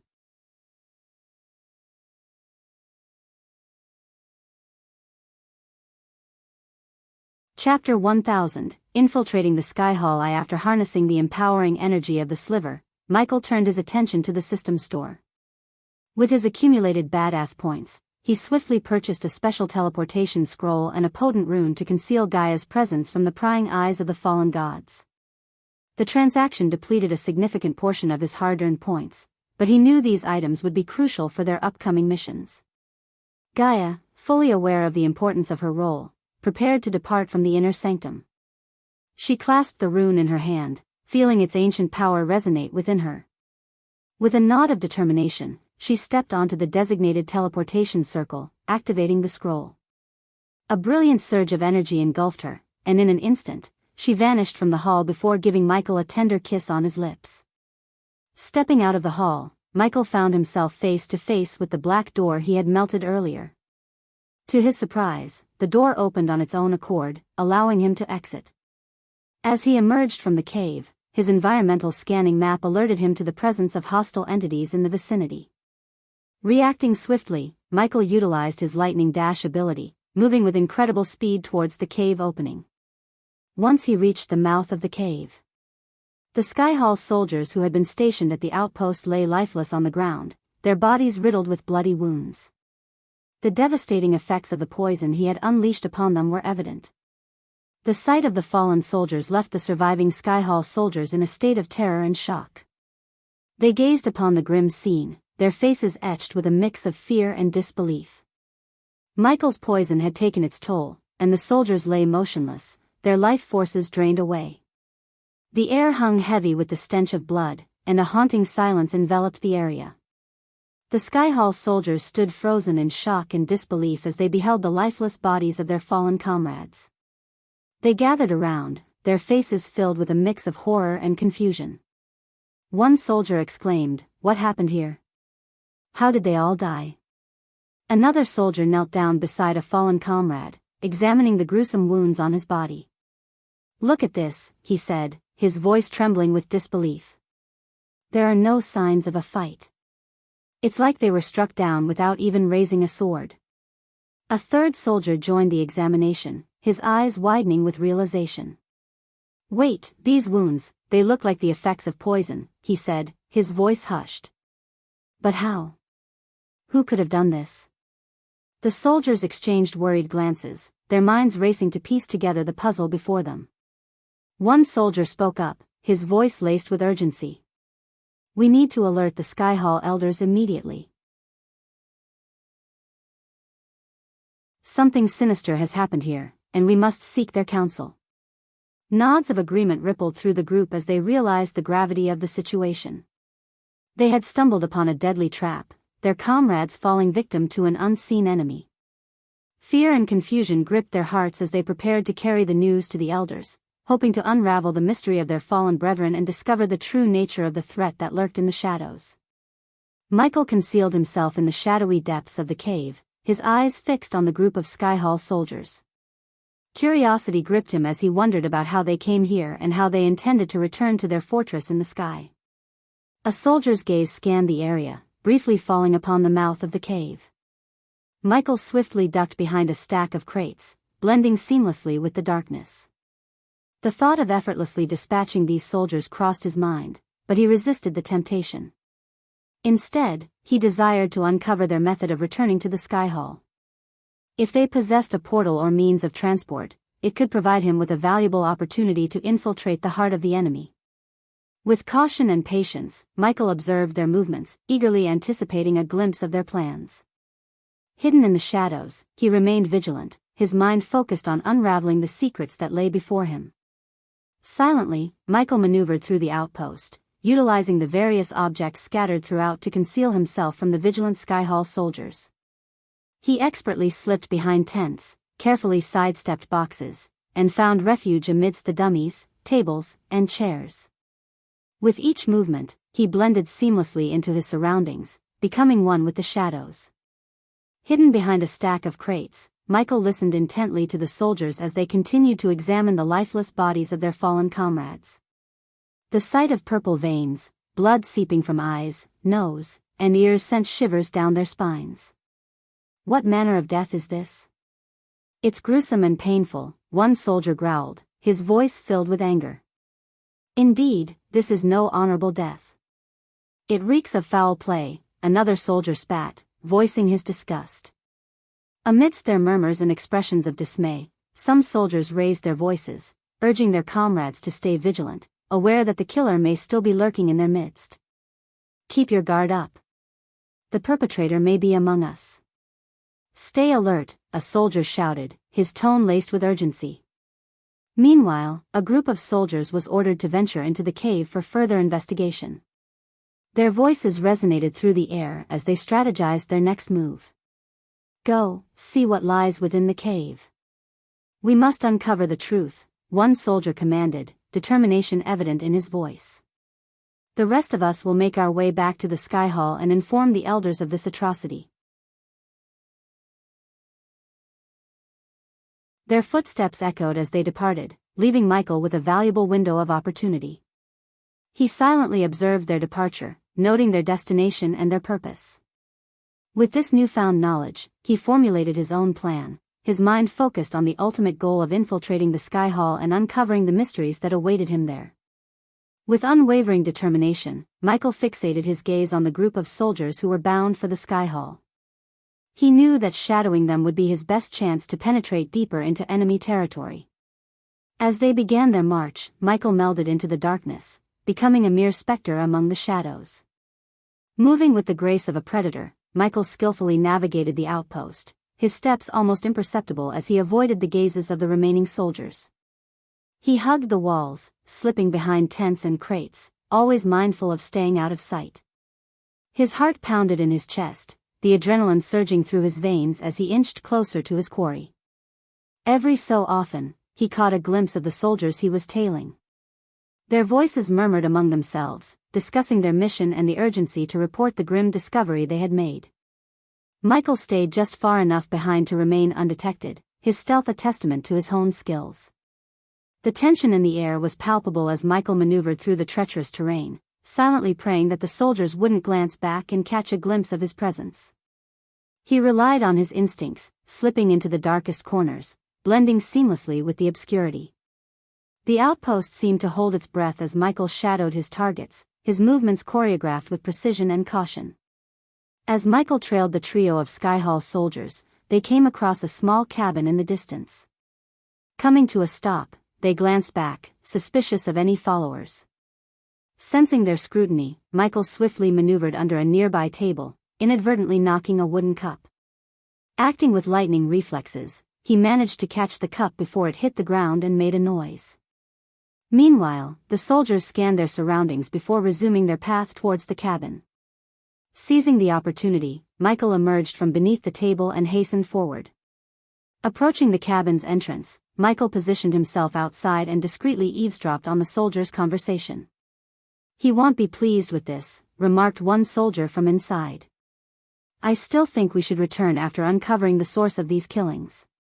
Going back empty-handed could land us in serious trouble," complained another soldier.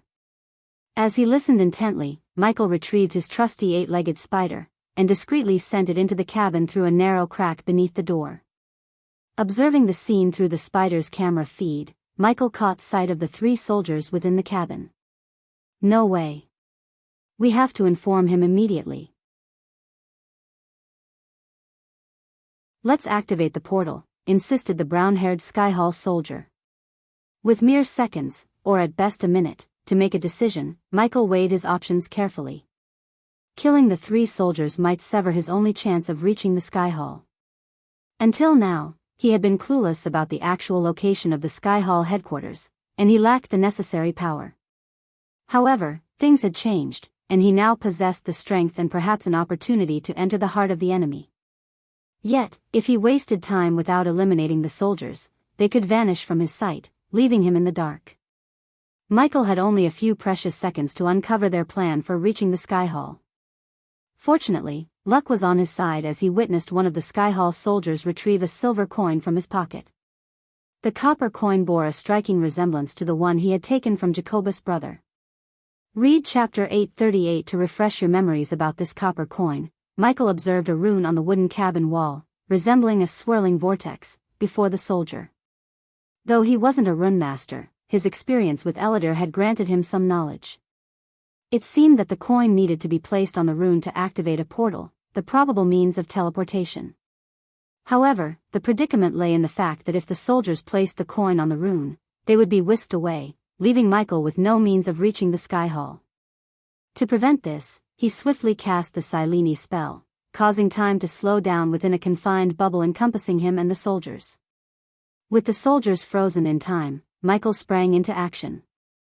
He deftly unsheathed his dark sword from his back and swiftly severed the hand of the soldier holding the copper coin.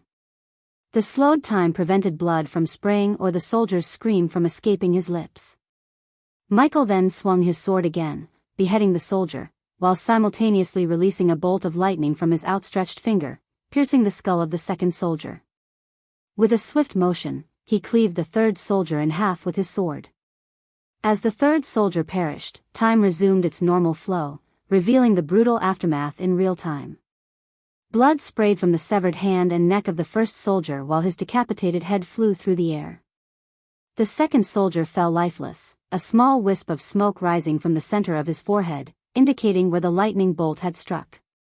The third soldier lay on the ground, bisected, blood staining the cabin red. However, not a single sound escaped, and no reinforcements rushed to their aid. The coin soared through the air, effortlessly caught by Michael's outstretched hand. Without wasting a moment, he pressed the skull-shaped engraving at the center of his armor. In a mesmerizing display, the armor began to shrink, folding in on itself until it vanished completely, leaving behind only a small skull. This remarkable ability was a testament to Michael's exceptional forging skills and his unique inventor trait. Swiftly, Michael stowed the skull into his system storage, a hidden compartment capable of holding various items. He then knelt beside the fallen soldier, the one whose head had been pierced by the lethal lightning bolt. Purposefully, he chose not to employ his dark sword, as he had a different plan in mind. With practiced efficiency, Michael stripped the soldier of his garments and carefully donned the soldier's silver armor atop his own attire, meticulously blending into the guise of a Skyhall soldier. Then, he took out a pale brown potion from the system storage and drank it in one gulp. "I'm coming for you, Skyhall," Michael muttered, a fierce determination burning in his eyes. With a hint of anger flickering, he confidently positioned the coin on the shimmering rune. In an instant, a brilliant light erupted from the rune as the coin made contact, whisking Michael away from the cabin in a flash of teleportation. We have reached the mark of 1,000 chapters and I couldn't be happier. Thank you all for keep supporting me and I pray and wish for your continuous support. Now, where are my super gifts and awesome other gifts? Wink wink shamelessly.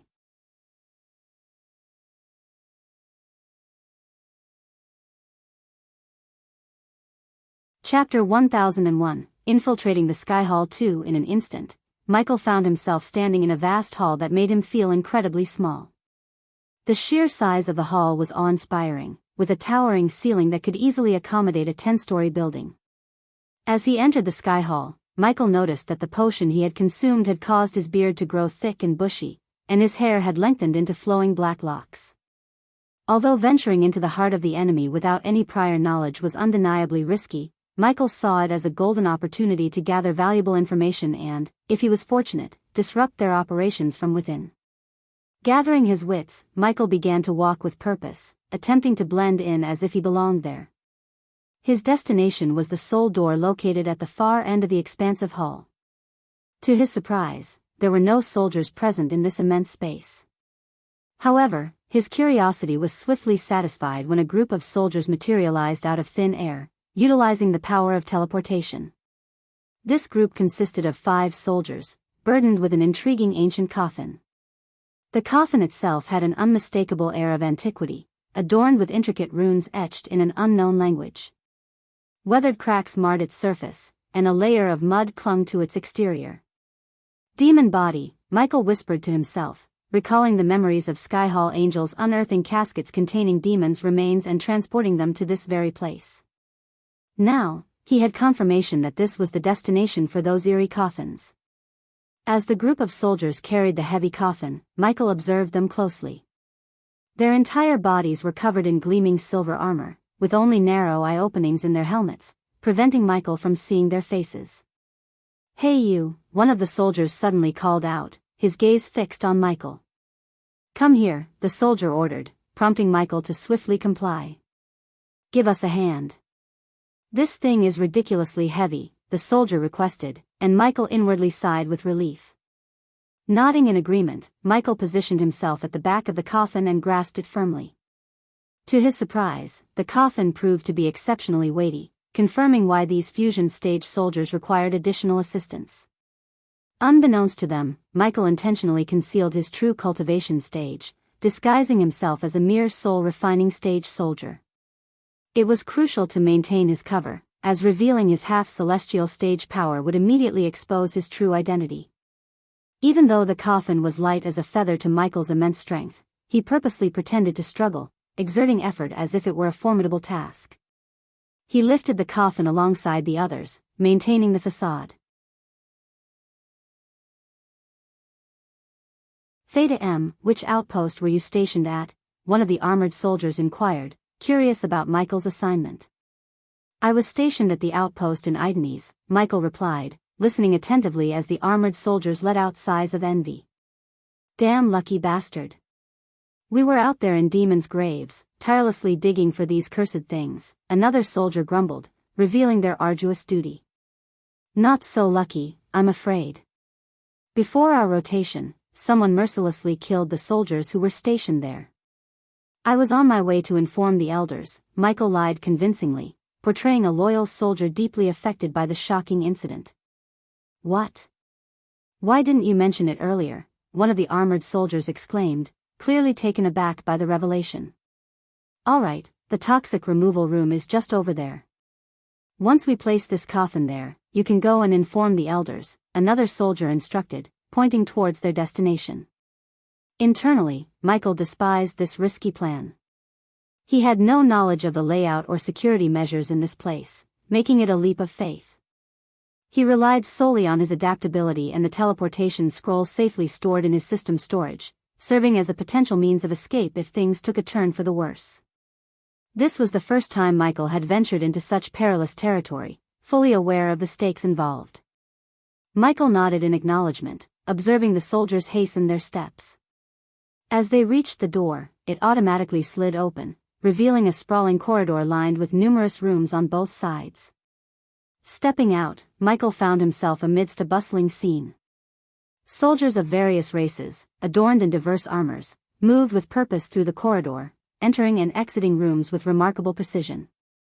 However, what truly caught Michael's attention was the archway positioned at the far end of the corridor, through which the soldiers were passing. Glowing runes adorned the arch, indicating some form of detection or defensive array. Michael's instincts told him that these runes might unveil his true identity, exposing his disguise. He swiftly assessed the situation, his mind working at its peak as he devised a new plan to navigate through the potential threat. As the armored soldiers continued carrying the coffin, they approached a room labeled Toxin Removal. "Remember, don't mention that we kept you here, all right?" one of the soldiers cautioned. "Of course not. We soldiers have to stick together, right?" Michael responded, skillfully manipulating their emotions. Although his words were calculated, they held a deeper purpose. Having observed the angels handling the coffins during the excavation, Michael deduced that these armored soldiers were likely under their command. If the angels had been directly involved, he would have witnessed their presence. Dressed as a foot soldier himself, Michael sympathized with his companions, reinforcing a sense of camaraderie. Fortunately, his manipulation proved successful, and the soldiers opened the door. To Michael's astonishment, instead of a mere room, he beheld a vast warehouse stretching before him. Countless coffins were meticulously stacked within, numbering in the hundreds or even thousands. At the far end of the room, he noticed a tubular structure, from which an invisible force lifted the coffins, propelling them along the tube-like pathway. "Well, place it here," one of the armored soldiers pointed to a vacant spot that perfectly matched the size of the coffin. With coordinated efforts, the group of 6 carefully positioned the coffin in its designated spot. Finished. "Now, well, return to the demon's grave, and you can inform your elder," stated one of the soldiers, to which Michael nodded in agreement. Walking alongside the soldiers, Michael seized the opportunity as they approached the door. Swiftly, he retrieved a small metal plate from his belongings and discreetly inserted it between the door and its frame, ensuring that it wouldn't close completely. The soldiers remained oblivious to his actions, and as they reached the corridor, they expressed their gratitude to Michael for his assistance before proceeding back towards the door they had initially come through. Once they were out of sight, creating the impression that he would fulfill his supposed duty of informing the elder, Michael surveyed his surroundings cautiously. Confirming that he was alone, he reopened the door and re-entered the coffin warehouse. Closing the door behind him, Michael activated his X-ray vision, granting him the ability to see through the coffins. As expected, each coffin contained the skeletal remains of demons. Michael's face contorted with a mixture of surprise and concern. They must have some sinister plans involving these bodies. "If only I had a means to teleport them elsewhere," Michael muttered to himself. However, he recognized that his current abilities did not grant him such power, at least until the system was restored. Aware of the limited time he had before someone might stumble upon the room, Michael sprang into action. He swiftly retrieved a handful of spiders and strategically launched them toward the upper walls and concealed corners of the room. These spiders would function as his personal surveillance cameras, transmitting live footage to the dark castle and his tablet. After deploying more spiders to gather valuable information, Michael hastened toward the tubular structure that served as a pathway to another location. With swiftness, he affixed a spider onto one of the coffins, which was gradually lifted from the ground by an unseen force. As the coffin entered the tubular passage, Michael observed the spider's live feed in his mind. Within the feed, he witnessed the coffin arriving in a room where several individuals dressed in white robes meticulously examined its contents. They scribbled notes, assigned numbers to the coffins, and then directed them to be transported elsewhere. "Number 422, in pristine condition," a bespectacled man remarked, thoroughly inspecting the coffin adorned with the tiny spider. "Send it to the rising hall," commanded a young man, waving his hand to guide the coffin to a designated corner of the room. "Fuck it," frustration surged within Michael as he absorbed this information. His attention swiftly turned to the next coffin awaiting levitation and inspection. Without hesitation, Michael swiftly slid open the top of the coffin, allowing ancient dust and trapped air to escape into the surroundings. Within, he discovered the skeleton of a demon. Realizing time was of the essence, Michael made a split-second decision. He leaped into the coffin and swiftly closed its lid, ensconcing himself within its confines. After a few moments, Michael sensed the coffin being lifted from the ground, smoothly gliding through the tubular passage. So far, everything was proceeding without a hitch, and he silently prayed for this streak of good fortune to persist. As the coffin reached the subsequent room, the young man proceeded to examine its contents. From within the coffin, Michael could audibly hear and visually witness the unfolding events, thanks to the spider serving as his eyes and ears. "Number 423, in mint condition," the young man remarked, jotting down meticulous notes and affixing a number to the coffin, just as he had done previously. "Send this one to the rising hall," he directed, finalizing his assessment. Inside the confines of the coffin, Michael regulated his breathing and slowed his heartbeat to ensure his survival in the cramped space. As an undisclosed amount of time passed, a sudden and deafening bell echoed throughout the hall. Through the eyes of the spider, Michael witnessed a burst of red light illuminating the room. The abrupt alarm sent the workers into a state of panic, their voices filled with confusion and concern. "What's happening? Is it an emergency? Something's wrong. We need to evacuate. Quick, follow the protocol. Everyone out of the room." The room erupted into chaos as the workers hurriedly scrambled towards the exit, their movements hasty and disoriented. They hastily abandoned their tasks, leaving behind scattered notes and tools, as they adhered to their emergency procedures. The air filled with a sense of urgency and apprehension, with anxious voices overlapping and the sound of hurried footsteps reverberating throughout the room. Michael found himself bewildered and amazed by his stroke of luck. Taking control of the spider outside the coffin, he deftly directed it to jump onto the back of a young man who was hastily making his way out of the room. Oblivious to the tiny spider clinging to his back, the young man continued his frantic rush. As Michael observed the chaotic corridor outside, he witnessed a scene of turmoil and confusion.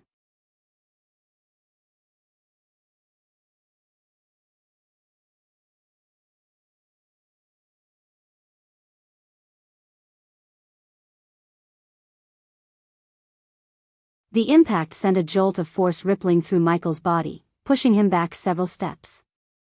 In the brief moment of respite, Michael wasted no time. He seized the opportunity and, with quick thinking, snatched up a gleaming golden spear from the ground.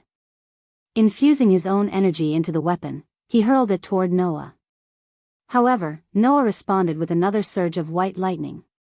The opposing energies clashed fiercely in the middle of the corridor, creating a cataclysmic explosion of light and darkness.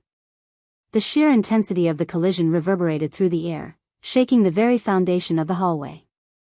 In an instant, the explosion unleashed a devastating impact, shattering the corridor into fragments. The force of the explosion shattered walls, fractured floors, and sent debris flying in all directions. The ground beneath Michael trembled and cracked, and with no time to react, he found himself plunging into the depths below, swallowed by the gaping abyss. The ensuing chaos enveloped the scene, dust billowing through the air and flames licking at the remnants of the shattered corridor, casting an eerie glow amidst the wreckage. As Michael descended into the depths, darkness enveloped him, and he found himself in a dark place. Looking up, he noticed a small crack above, a reminder of the great distance he had fallen. The realization struck him that he must have plummeted quite deeply for the once sizable crack to appear so minuscule. Contemplating his next move, he prepared to take flight towards the opening when he suddenly felt a hand rest on his back. A shiver ran down his spine, yet his surroundings showed no signs of hostility on his environmental map. Acting swiftly, he spun around and delivered a forceful punch to the figure behind him. To his surprise, his fist met an icy cold resistance as if striking a frozen entity. It was then that Michael became aware of the hall he stood in, a grim scene that resembled a macabre meat factory. The ceiling above was adorned with countless dead bodies, suspended by hooks like grotesque trophies. Conjuring a small ball of light to illuminate his surroundings, Michael's eyes widened in disbelief at the haunting sight that unfolded before him. He stood amidst a chamber filled with an unsettling array of corpses. Overwhelmed by shock, he aimlessly ventured forward, his mind struggling to comprehend the reasoning behind the Sky Hall's collection of these lifeless forms. As he wandered through the eerie expanse for what felt like an eternity, his senses were further assaulted by an even more chilling discovery. Among the rows of bodies, he caught sight of a fallen Guardian Guild member, their silver armor still adorning their skeletal remains. The symbol of the Guardian Guild, etched on the chest plate, stood as a grim reminder of the once noble purpose this fallen warrior had served. The body appeared burnt and mutilated, a missing limb serving as a testament to the brutality it had endured. As Michael ventured deeper into the Hall of Death, the air grew heavy with the distinct metallic scent of blood. It permeated the space, creating an atmosphere of dread and morbidity. Each lifeless body within the chamber appeared eerily frozen, preserved in a macabre tableau. Their vacant eyes stared into nothingness, frozen expressions of despair etched upon their faces. The grisly display of bodies hanging from hooks suspended by bars above was a harrowing sight to behold. The hooks had been ruthlessly driven into the necks of the deceased, transforming them into grotesque marionettes dangling grotesquely in the dimly lit chamber. The cold, lifeless forms swayed ever so slightly, casting ghostly shadows that danced along the walls. As Michael's gaze wandered among the macabre scene, his heart sank with a growing realization. The fallen guardians, their armor once a symbol of honor and protection, now served as a haunting reminder of the devastation he had unwittingly caused. It became evident that these were the very guardians he had fought against, the ones who had perished when he unleashed destruction upon the Guardian Guild. Michael quickly established contact with his loyal servant, Elodor. It was unusual for Michael to reach out to Elodor instead of his trusted demon butler, Azazel. However, Azazel had been inaccessible since his arrival in Idanes, leaving Elodor as the next best option. "Elodor, it's urgent," Michael began, his voice filled with a sense of urgency. He wasted no time in relaying the gravity of his discovery. "Use your mirror and witness what I've stumbled upon."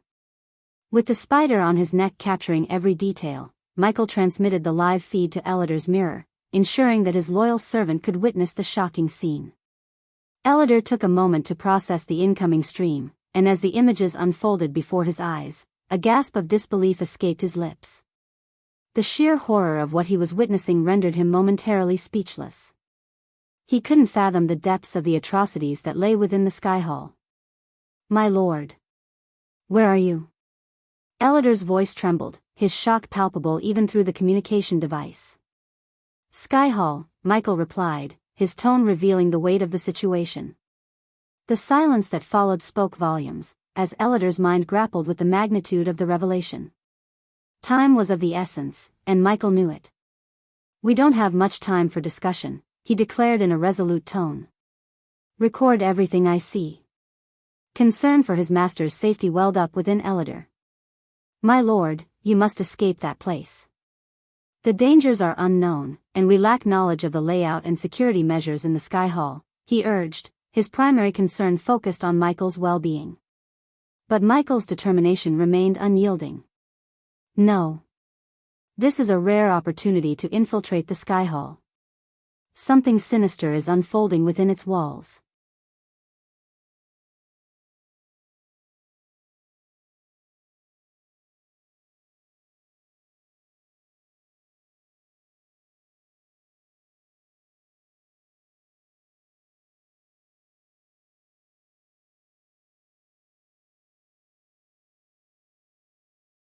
The soldiers, their voices barely audible, whispered in unison, "No."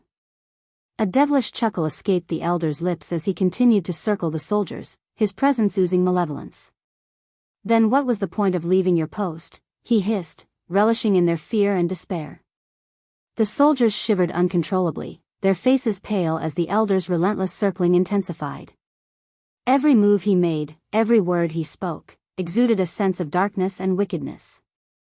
Finally, the elder pointed a bony finger toward the charred body on the ground. "Look around you," he sneered, his voice filled with venom. "All the corpses you were supposed to guard have been reduced to ashes. The fire still rages, consuming the remnants of our plans."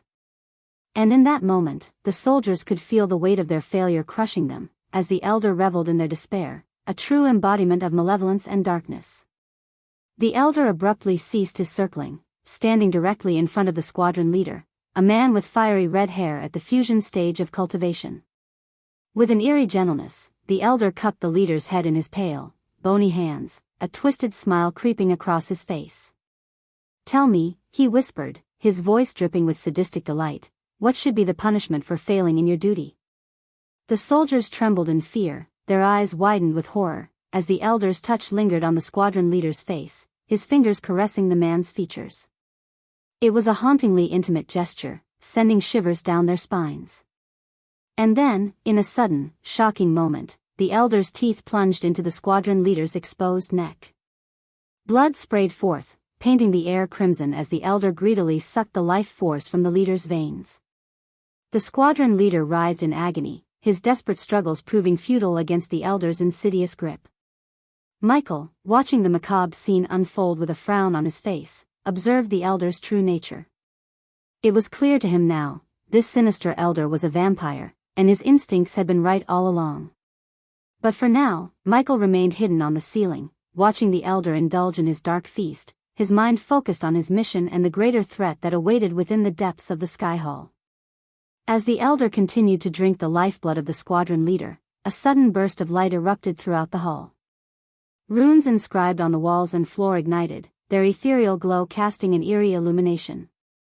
Simultaneously, a deafening alarm blared, its piercing sound resonating through the chamber. Michael recognized the familiar robotic voice he had heard earlier from the orb, echoing through the hall. "Intruder alert. Death detected in the Hall of Runework.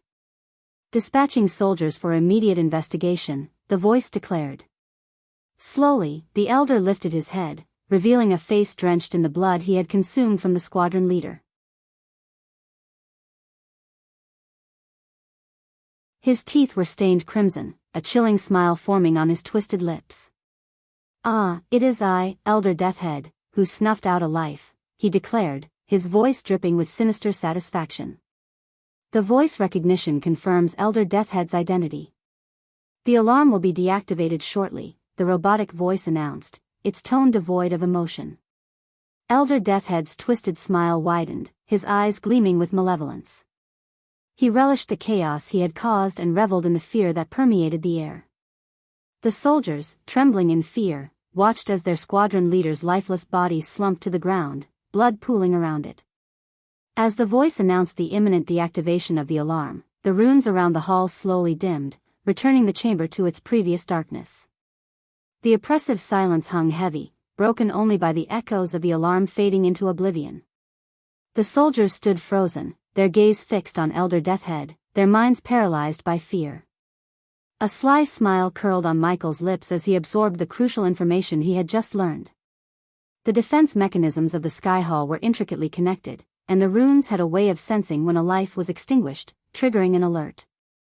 Michael realized that killing would only bring unwanted attention upon himself, potentially jeopardizing his mission. "Knockouts instead of kills," he murmured under his breath, formulating a new plan. He would use his skills to incapacitate the guards when necessary, rendering them unconscious but preserving their lives. It would allow him to proceed without setting off the alarm and alerting the Sky Hall to his presence. His mind raced with thoughts, drawing a parallel between the voice he had heard and the sophisticated artificial intelligence he had encountered in the past. Could there be a central core, a control center that governed all the defense mechanisms and surveillance systems within the Sky Hall?